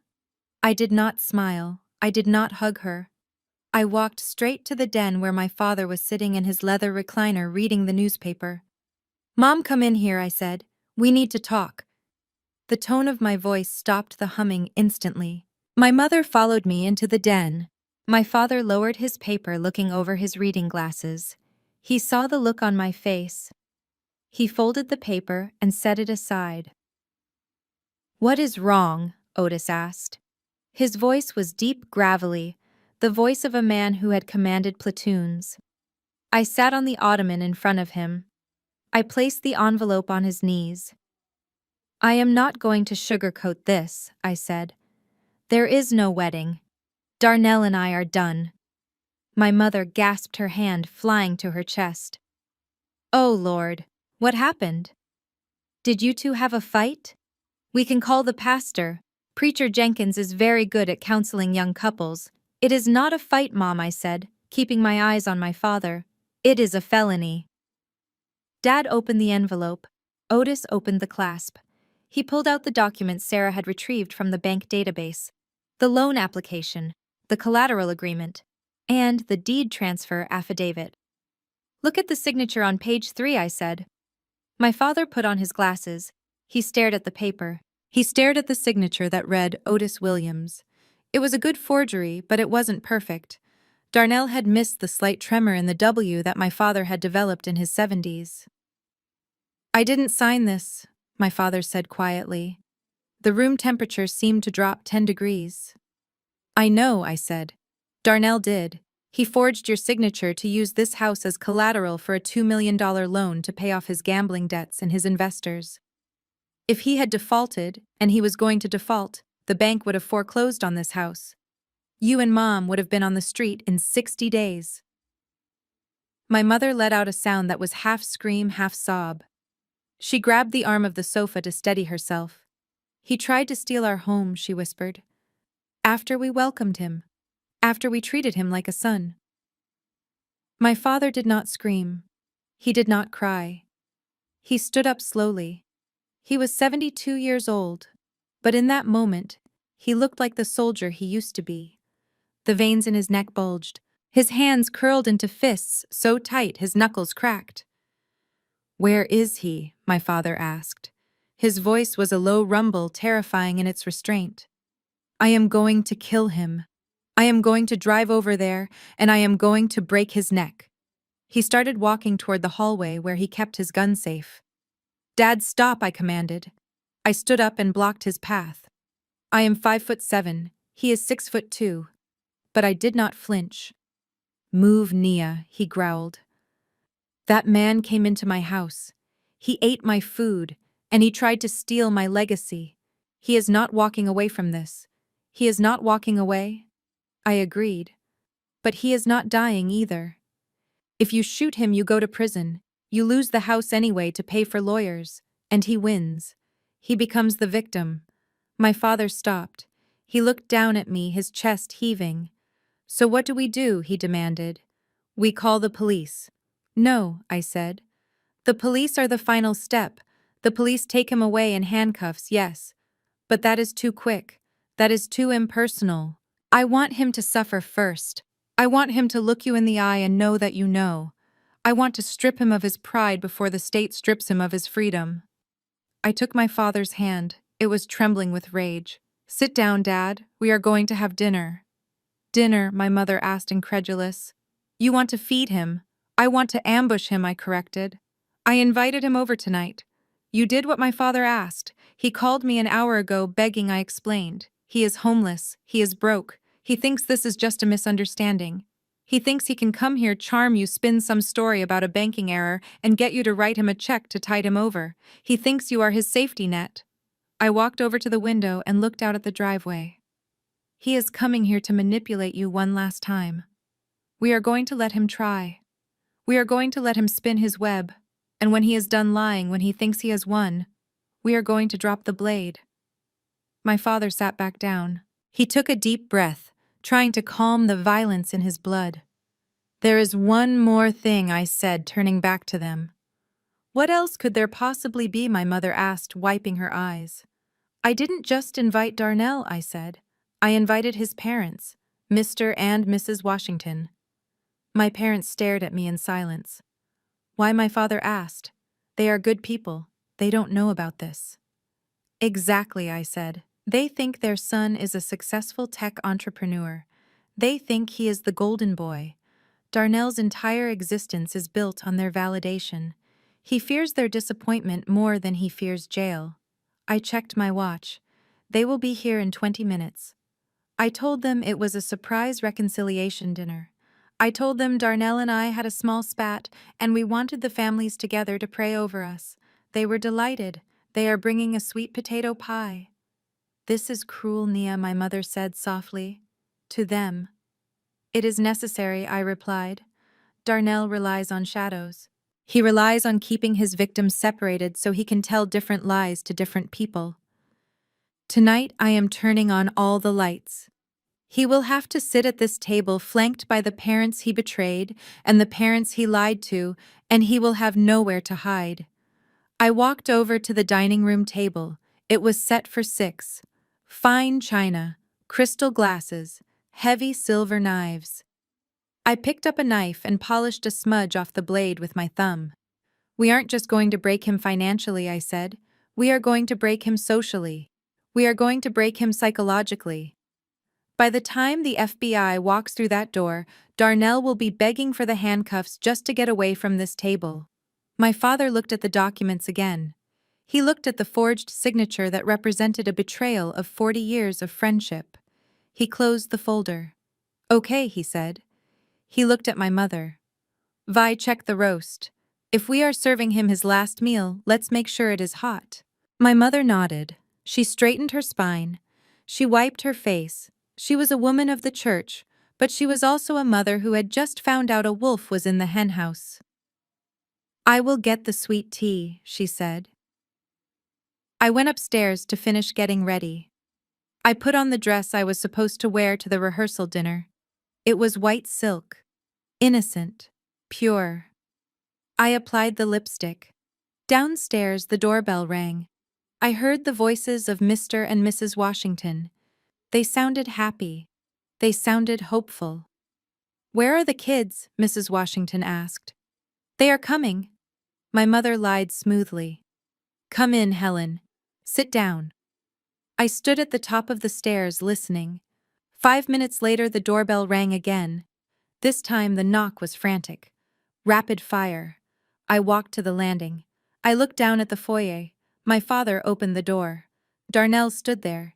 He was wearing dry clothes, probably borrowed from Bianca's ex-boyfriend or stolen. He looked haggard. His eyes were wild.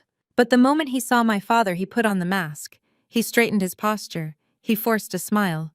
Pop, Darnell said, using the nickname he knew my father liked. Thank God. I am so glad you let me come over. Nia is... She is having some kind of episode. She took the car. She locked me out. I am so worried about her mental health. My father did not step aside.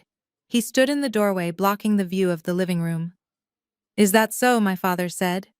Yes, sir, Darnell said, stepping forward, trying to push past him. I just need to talk to her. And maybe we can talk about a small loan. Just until my funds clear on Monday. The bank made a huge error. My father stepped back. Come in. Darnell, my father said.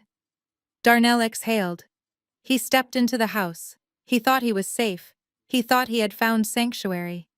He walked into the living room. And then he froze. He saw his mother sitting on the sofa holding a teacup. He saw his father standing by the fireplace. Darnell. His mother cried out, beaming. Surprise. Nia told us everything. We are so glad you two are working it out. Darnell turned pale. He looked like he had been shot in the gut. He looked at my father. He looked at the dining table set for a feast. He realized too late that this wasn't a sanctuary. It was a kill box. I walked down the stairs. My heels clicked against the hardwood floor. Click, click, click. I stopped on the bottom step. I smiled at him. It was the same smile I gave him when I swapped the documents. "Hello, baby," I said. "I am so glad you made it. We have so much to talk about." Darnell looked at the door, but my father had already locked the deadbolt. "Dinner is served," I said. And the nightmare began. And here it is. The moment he thought he was the lion. The moment he bared his teeth and roared, thinking the jungle belonged to him. But he was just a rat backed into a corner, squeaking at the boot that was about to crush him. The camera of my memory moves around this room like a tornado, because that is exactly what walked through the front door. Chaos. Unfiltered, ugly, desperate chaos. I sat at the head of the table, my hands folded over my napkin, watching the man I had planned to marry unravel into a pile of raw nerves and violence. Darnell walked into the dining room. He saw the crystal glasses sparkling under the chandelier. He saw the roast beef steaming on the platter. He saw me sitting there in my white silk dress looking like the picture of innocence, and he snapped. The mask of the charming, repentant fiancé didn't just slip, it shattered. He didn't see the shadows in the corner of the room. He didn't check the perimeter. He saw only me, the woman he thought was his property, defying him. He saw the architect of his ruin smiling at him over a plate of greens. He didn't walk to the table. He stormed. He kicked a chair out of his way, sending it crashing onto its side. "You think this is funny?" Darnell screamed. The sound tore through the quiet house like a gunshot. The veins in his neck bulged thick and ropey. His face was a mask of red fury. "You are a bitch, Naya. A manipulative, lying, evil bitch." I did not flinch. I did not blink. I picked up my wineglass and took a slow, deliberate sip. This only fueled his fire. "Look at me when I'm talking to you," he roared, slamming his fist onto the table. The silverware rattled. The water in the glasses trembled. "You tricked me. You switched those folders. You made me sign a confession. You locked my accounts. You stole my car. Do you have any idea what you have done?" I set the glass down. I looked him in the eye. "I saved myself, Darnell," I said calmly. "Saved yourself." He laughed, a manic, terrifying sound. "You ruined me. I was at the bank today, Nia. They laughed at me. They said my assets were seized. They said I admitted to fraud. You set me up. You are going to fix this right now. You are going to write me a check for $50,000, and you are going to sign a retraction letter to the bank, or I swear to God, Nia, I will hurt you." He took a step toward me. His hands were curled into fists. He looked like he was ready to strike. He looked like a man who had nothing left to lose, and those are the most dangerous men on earth. "You want to die," he spat, stepping closer. "You want me to wipe that smile off your face permanently." He lunged, but he never reached me. A hand the size of a catcher's mitt slammed into Darnell's chest, stopping his momentum dead. It was my father. Otis Williams moved with a speed that defied his 72 years. He didn't push Darnell, he anchored him. He grabbed Darnell by the lapels of his borrowed, ill-fitting jacket and slammed him backward against the wall. Pictures on the wall shook. A vase on the mantel wobbled. "Not in my house," my father growled. His voice wasn't loud, but it was terrifying. It was the voice of a man who had seen war and survived it. "You do not raise your voice to my daughter. You do not threaten my blood, and you certainly do not raise a hand in this home." Darnell gasped. The wind knocked out of him. He looked at my father, his eyes wide with shock. He tried to struggle, but my father's grip was iron. "Get off me, old man," Darnell sputtered, trying to regain his dominance. "You don't know what she did. She stole everything from me. She is a thief." "She is a protector," my father corrected, tightening his grip. "And you are a leech." My father shoved him again, pinning him to the wall.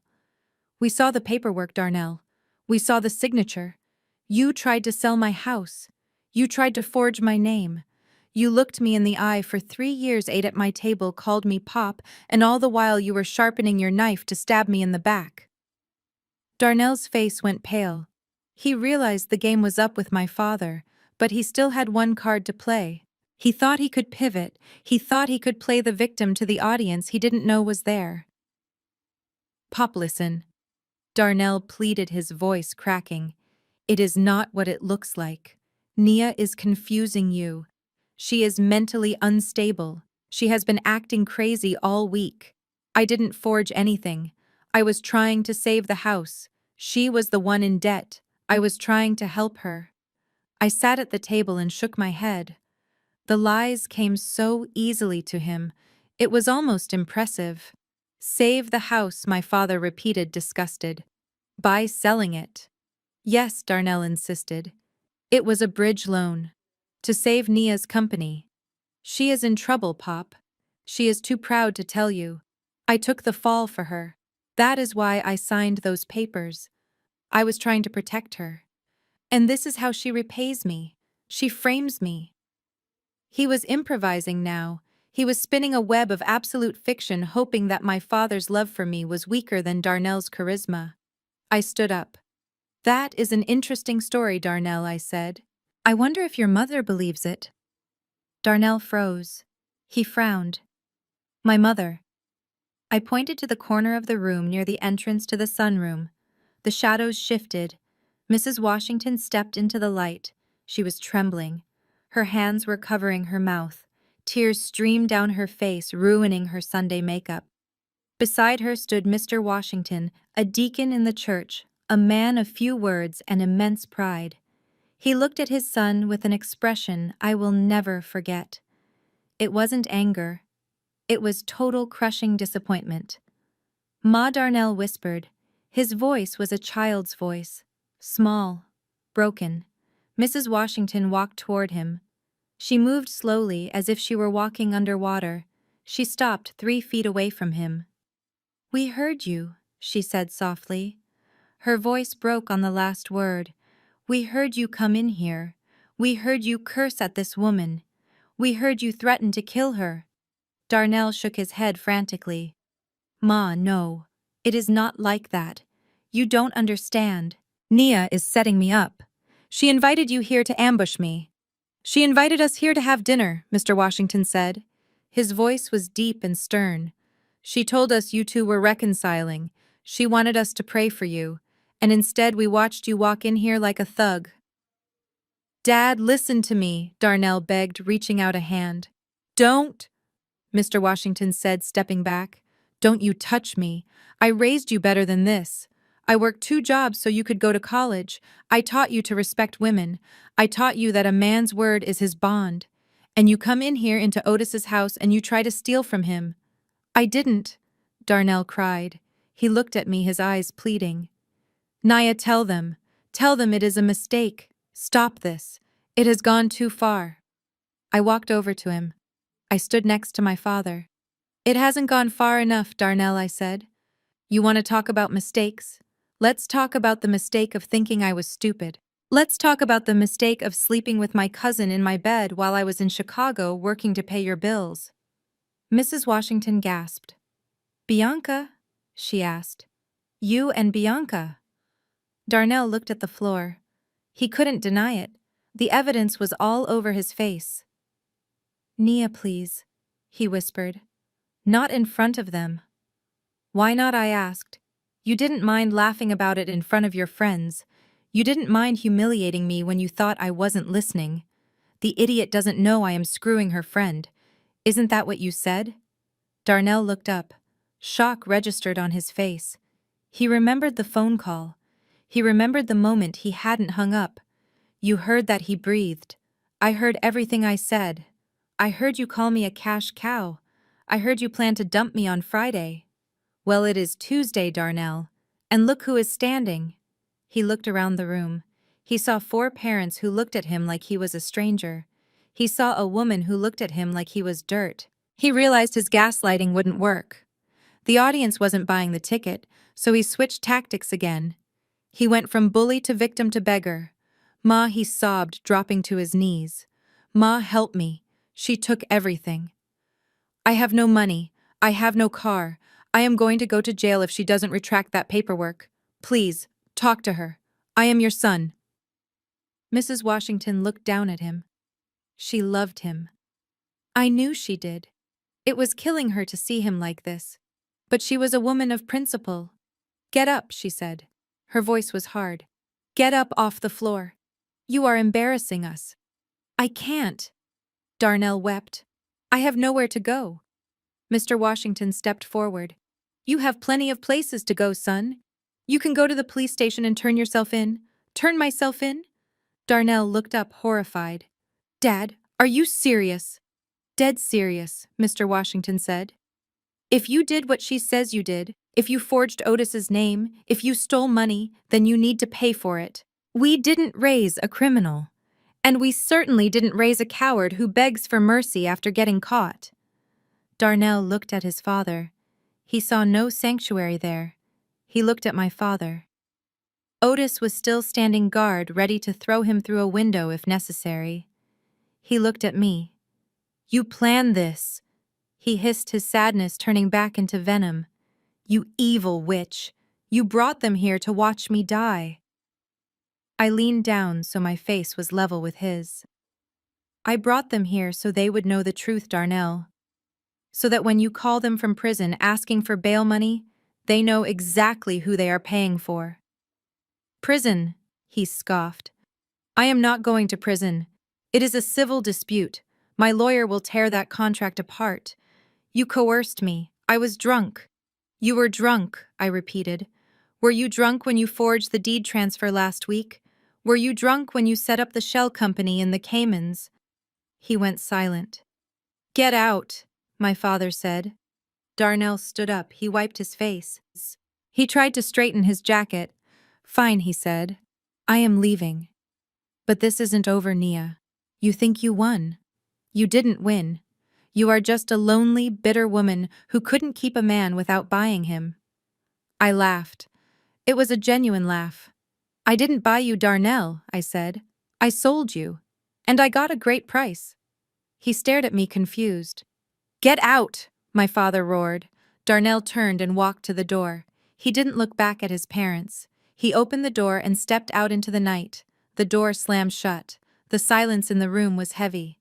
Mrs. Washington collapsed onto the sofa, burying her face in her hands. My mother sat next to her, putting an arm around her shoulder. I am so sorry, Vi, Mrs. Washington wept. I am so sorry. We didn't know. We know, Helen, my mother soothed. It is not your fault. I stood by the window watching Darnell walk down the driveway. He was checking his phone. He was probably calling Bianca. He was probably trying to find a way out. But he didn't know that the final guest was about to arrive. Blue lights flashed at the bottom of the hill. The FBI didn't wait for him to turn himself in. They didn't wait for Monday. Sarah had sent the file early. I watched as two unmarked SUVs blocked the driveway. I watched as agents in windbreakers stepped out, guns drawn. I watched Darnell raise his hands in the air. And for the first time all night, I felt hungry. Dad, I said, turning away from the window. Pass the roast beef. I forgot to mention a small detail. A detail that turns a tragedy into a farce. You see, Bianca did not just sleep with my husband. She slept with half of Atlanta.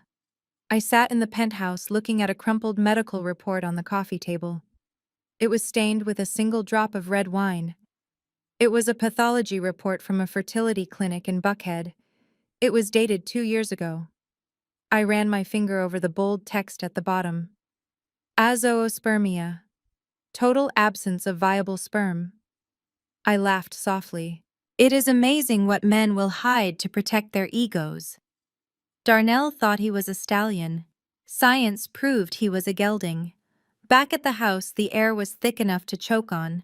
Darnell had turned to leave his hand on the doorknob, ready to walk out into the rain and face the FBI agents I knew were waiting at the bottom of the hill. But the front door didn't open for him. It was pushed open from the outside. Sarah stood there. She was soaked to the bone, her blonde hair plastered to her skull, looking like an avenging angel. And she was not alone. She had a grip on someone's arm. She dragged a shivering, weeping figure into the foyer. It was Bianca. She looked nothing like the arrogant woman who had sat in my office that morning. Her makeup was smeared down her cheeks in black streaks. Her clothes were disheveled. She looked like a frightened animal. Sarah shoved her into the room. "She has something to say," Sarah announced, her voice cutting through the silence. Darnell froze. He looked at Bianca. He looked at his parents. Panic flared in his eyes. He didn't want this collision. He wanted to escape. "Bianca," he hissed, "go away." Bianca looked up. She saw Mrs. Washington sitting on the sofa weeping.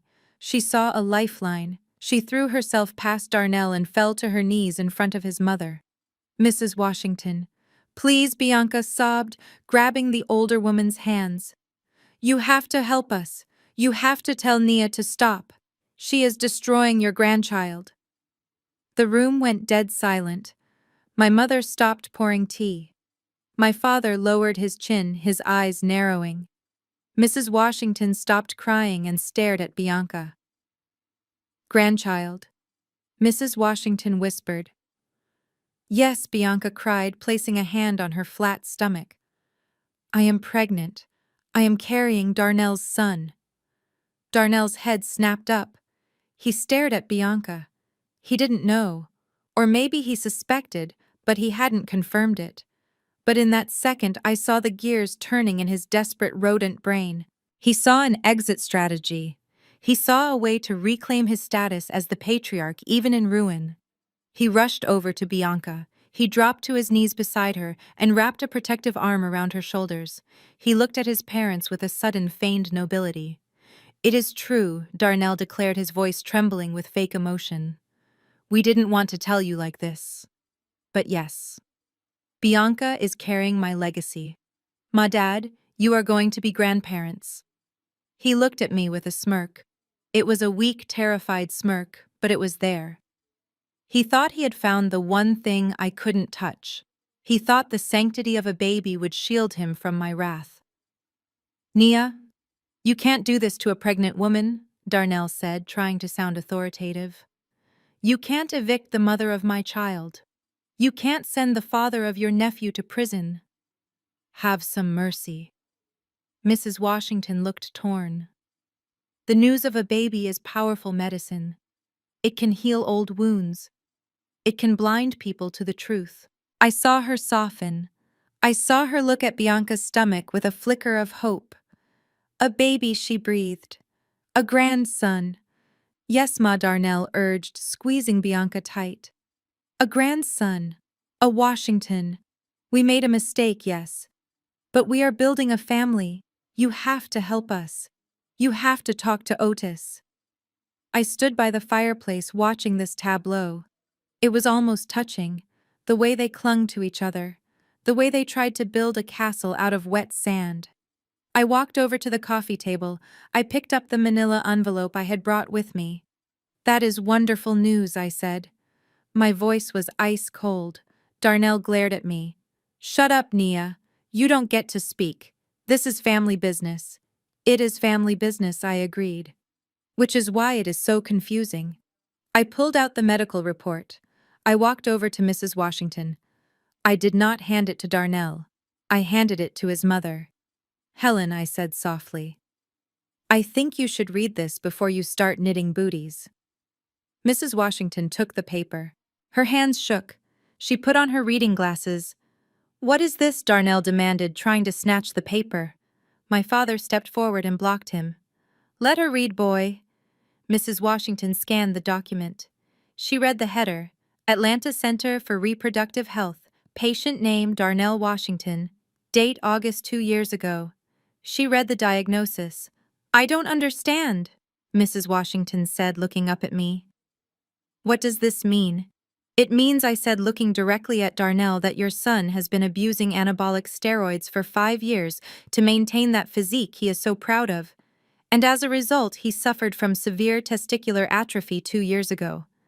Darnell turned a shade of gray I had never seen on a human being. "That is a lie," he shouted. "That is fake. She forged it." "It is not fake, Darnell," I said. I paid the bill for the consultation. Do you remember? You told me it was a routine checkup, but the doctor sent the results to the house. I opened them. I turned to the room. The report confirms that Darnell has a sperm count of 0. He is sterile. He has been sterile for 24 months. It is medically impossible for him to father a child without significant intervention, which I know he hasn't had. The silence that followed was heavy. It was the silence of a bomb that has landed but hasn't detonated yet. Mrs. Washington looked at the paper. Then she looked at Darnell. Then she looked at Bianca. Bianca had stopped crying. She was staring at me, her mouth open in horror. She didn't know. Darnell hadn't told her. Why would he? It didn't fit his image as an alpha male. Mrs. Washington dropped the paper. It fluttered to the floor. So I continued, my voice conversational. If Darnell is sterile and Bianca is pregnant, then we have a mystery on our hands. I turned to Bianca. Who is it, Bianca? Bianca stammered. I don't. Maybe the test is wrong. The test is not wrong, I said sharply. So let's do the math. Who else have you been seeing? Was it Marcus? Was it T-Ray? Bianca shook her head frantically. No. Or, I said, taking a step closer, was it Jerome? Bianca froze. Her eyes went wide. Who is Jerome? Darnell whispered. He let go of Bianca's shoulder like it was burning hot. Jerome, I said, smiling. The personal trainer at Equinox. The one you pay $300 an hour to Darnell. The one who comes to the house on Tuesdays and Thursdays. The days you are usually at the office. I pulled out my phone. I tapped the screen and held it up. It was a photo from the private investigator. It showed Bianca and Jerome sitting in a car outside the gym kissing. Darnell stared at the photo. The betrayal he felt was absolute. He could handle losing money. He could handle losing me. But to be made a fool of by his mistress and his employee, that was a wound his narcissism could not survive. He stood up. He looked down at Bianca. The look on his face was pure hatred. You dirty little tramp, Darnell whispered. Darnell, wait, Bianca cried, reaching for his leg. It wasn't like that. He listened to me. You were always so busy. You were always stressed about the money. Jerome was just there. Jerome, Darnell screamed. He kicked her hand away. You are telling me I am losing everything for a baby that belongs to my trainer. He lunged at her. My father moved, but this time he didn't need to intervene. Bianca scrambled backward crab, walking across the floor to get away from him. You are useless, Bianca shrieked. Her fear turned into venom. She stood up cornered against the china cabinet. You want to talk about useless? Look at you. You are broke. You are shooting blanks. You couldn't even satisfy me, let alone pay my rent. Jerome is twice the man you are. Darnell roared. He grabbed a crystal vase from the table and threw it. It smashed against the wall inches from Bianca's head. Shards of glass rained down on the carpet, Mrs. Washington screamed. My mother pulled her back. You are garbage, Darnell yelled, his voice cracking. I gave you everything. I risked my freedom for you. You gave me nothing, Bianca yelled back. You gave me fake bags and empty promises. You dragged me down with you. I hope you rot in jail. At least there you will be with men your own speed. The two of them stood there in the center of my parents' elegant living room, screaming obscenities at each other. It was ugly. It was visceral. It was the complete stripping away of their humanity. They were two rats in a bucket eating each other alive. Mr. Washington stood up. He walked over to Darnell. That is enough, he said. His voice was quiet, but it carried the weight of a judge's gavel. Darnell turned to his father. Dad, you heard her. She cheated on me. Mr. Washington looked at his son with cold, dead eyes. You cheated on your fiancé. You cheated on your family. You cheated on yourself. Do not look for sympathy here. He turned to Bianca. And you, he said, get out of my sight. You are a disgrace. Bianca sobbed. She looked at Sarah. Sarah crossed her arms and shook her head. She looked at me. I just pointed to the door. Bianca ran. She didn't look back. She ran out the front door into the rain, abandoning her lover, her dignity, and her lies. Darnell stood alone in the center of the room. He was breathing hard. He looked at the shattered vase. He looked at the medical report on the floor. He looked at his parents who were now holding each other, turning their backs on him. He looked at me. "Are you happy?" he asked. His voice was hollow. I looked at my watch. "I am satisfied," I said. And then the blue lights outside the window grew brighter. A megaphone crackled. "Darnell Washington, this is the FBI. Come out with your hands up." Darnell flinched. He looked at the window. "You called them," he whispered. I nodded. "I told you, Darnell. I take care of threats." He looked at his father one last time. "Dad," he said, "help me." Mr. Washington did not turn around. Darnell wiped his face. He straightened his jacket, trying to summon one last shred of dignity. It was too late. He walked to the door. He opened it. The wind and rain blew into the house. He stepped out onto the porch. I walked to the window. I watched as 3 agents tackled him to the wet grass. I watched them cuff his hands behind his back. I watched them read him his rights. He looked up at the window. He saw me standing there. He screamed something, but the wind took it away. They dragged him to the car and shoved him into the back seat.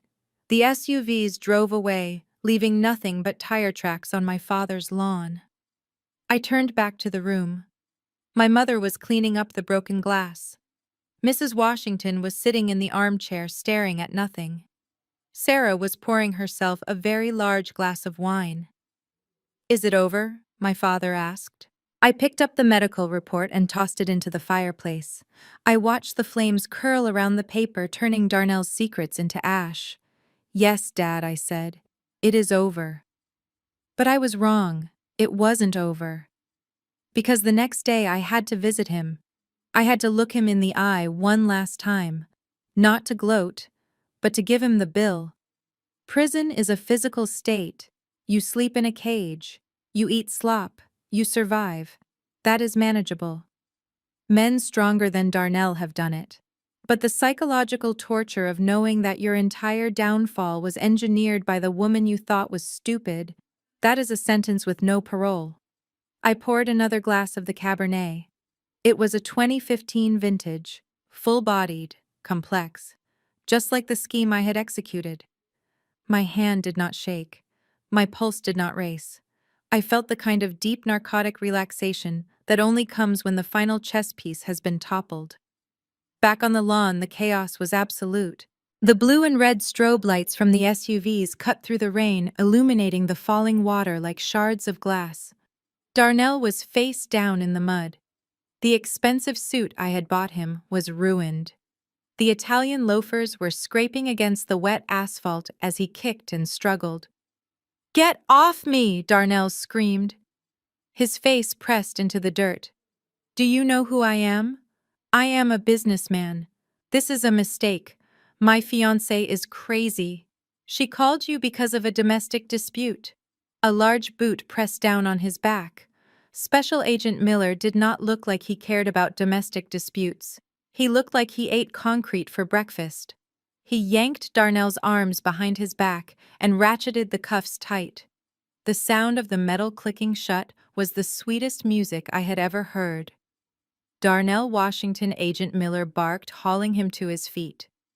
"You are under arrest for conspiracy to commit wire fraud, aggravated identity theft, and money laundering in the first degree." Darnell stood there blinking in the rainwater dripping from his nose. He looked like a child who had been slapped. "Money laundering," he stammered. "What are you talking about? I don't launder money. I run a tech startup." Agent Miller laughed. It was a dry, humorless bark. "Tech startup? Is that what you call the shell company in the Cayman Islands, receiving deposits from the Sinaloa cartel's distribution network in Miami?" Darnell's knees buckled. The cartel. He didn't know. Of course he didn't know. Darnell wasn't a mastermind. He was a useful idiot.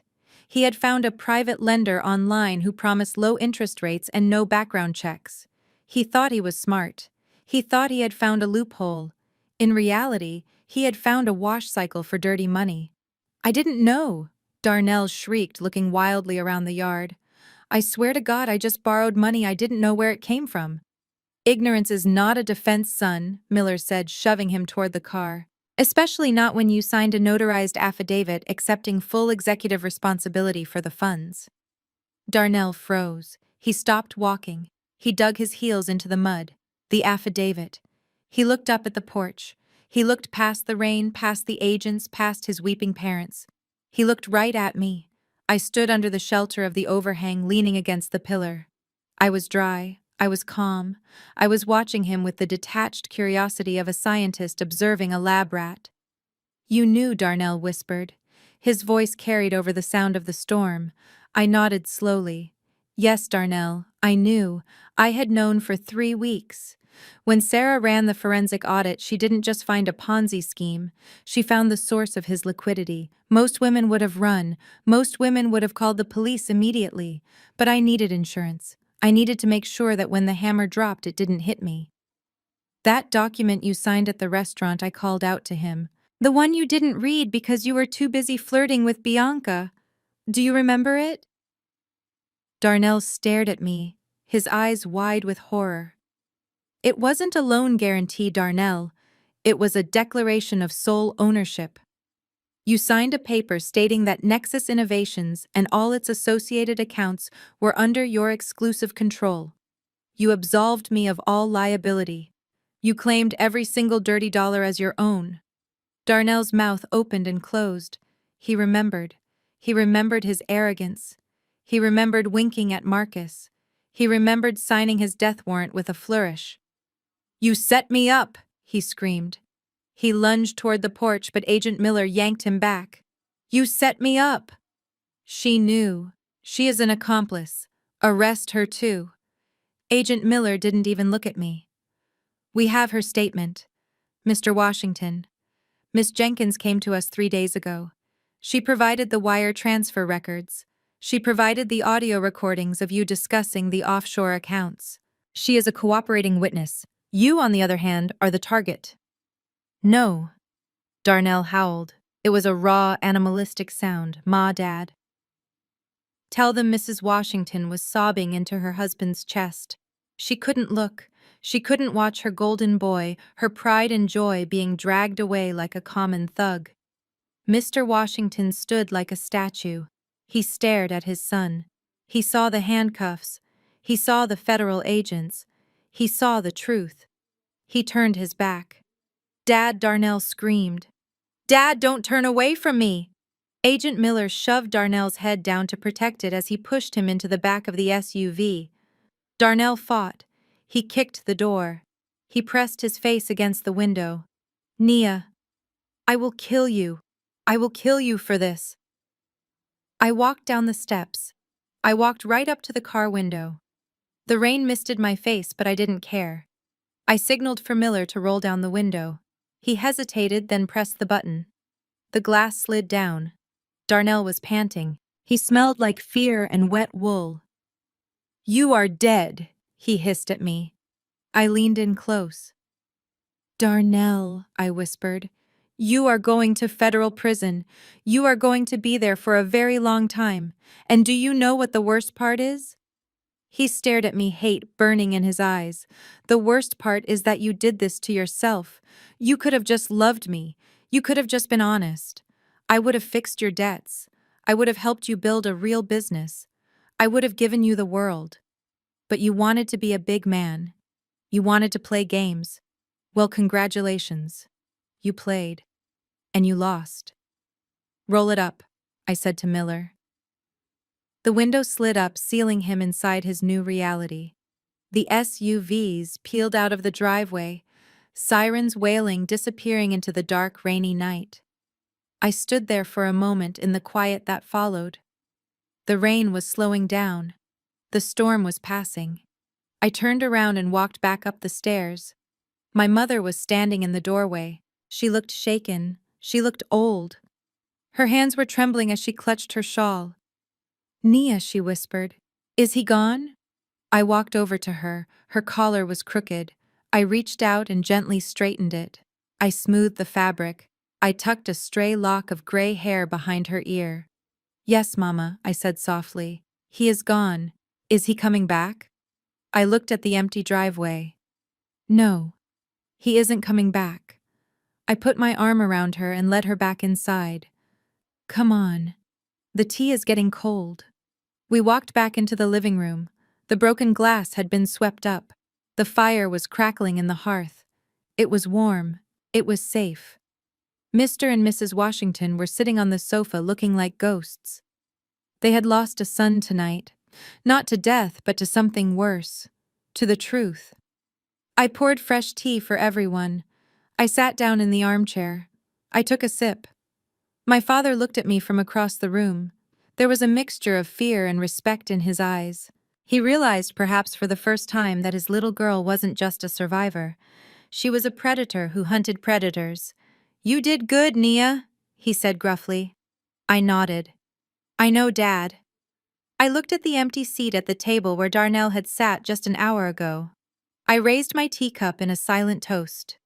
Goodbye, Darnell. Enjoy the view from the bottom. And as I sat there surrounded by my family, safe in the house he had tried to steal, I finally let myself smile. It wasn't a nice smile. It was the smile of the winner who takes it all. That is how I erased 5 years of history in 72 hours. Some call it ruthless. I call it necessary. I stood on the balcony of the penthouse. The wind whipped my hair across my face, but I didn't brush it away. I felt clean. I felt light. The weight of Darnell, the weight of the lies, the weight of the wedding that never happened, it was all gone. It was washed away by the rain and the truth. I promised I would tell you about the bill. The final invoice. I went to see Darnell one last time before he was transferred to federal prison. It was a month after the arrest. I sat on the clean side of the glass partition. He sat on the other side wearing an orange jumpsuit that clashed horribly with his skin tone. He looked smaller. The gym muscles had deflated without his steroids. The arrogance had evaporated. He picked up the phone. His hand was shaking. Why did you come? He asked. His voice was rough. I reached into my bag. I pulled out a single piece of paper. I pressed it against the glass. It was an invoice. Itemized. Consulting fee, $50,000. Forensic accounting services, $20,000. Emotional damages, priceless. Total due, your freedom. He stared at the paper. He looked up at me. There were tears in his eyes. I am sorry, Nia, he whispered. I am so sorry. I looked at him. I searched my heart for any flicker of affection. I looked for the man I thought I was going to marry. But he wasn't there. He had never been there. I was looking at a stranger who had worn a mask for 3 years. Keep the change, Darnell, I said.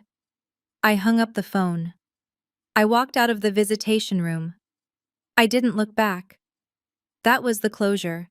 Not his apology, but my indifference. Darnell received a sentence of 12 years. The judge called his actions predatory and calculated. He is currently serving his time at a medium-security facility in Texas. His parents visit him twice a year. They have forgiven him because they are parents, and that is what parents do. But they have not forgotten. The trust is gone. The pride is gone.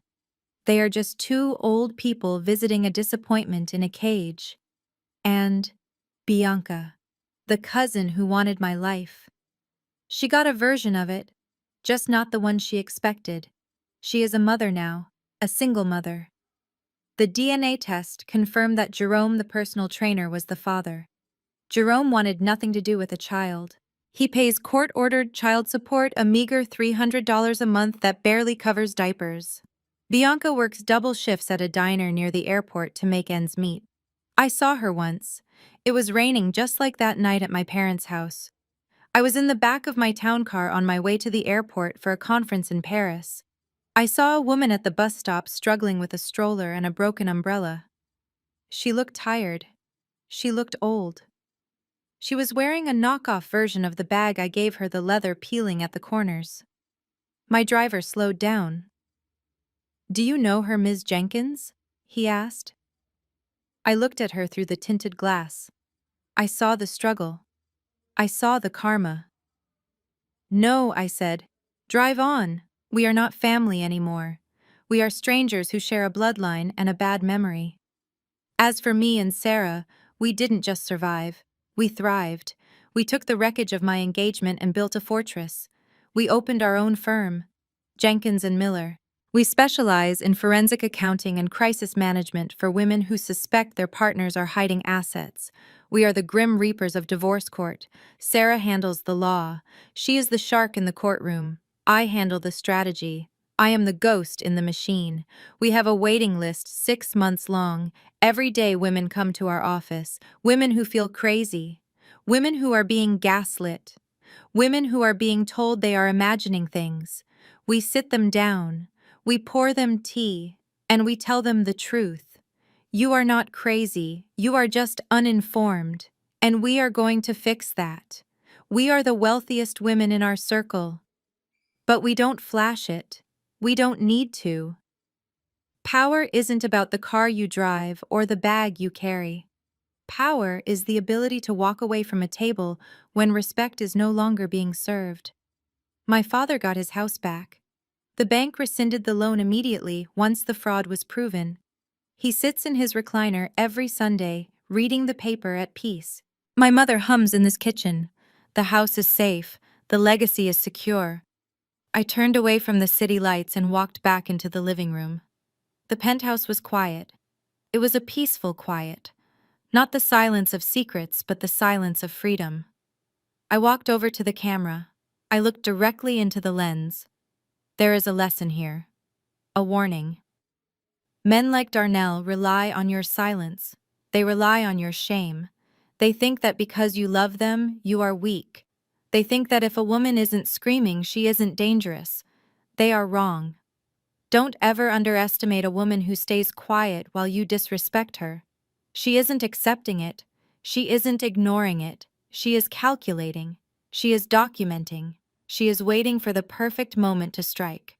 So if you are watching this and you think you are getting away with something because she hasn't said a word, if you think you are smarter than her because she smiles while you lie, be afraid. Be very afraid. Because when she is not speaking, she is planning your funeral. The screen fades to black. The sound of a phone line disconnecting echoes in the dark.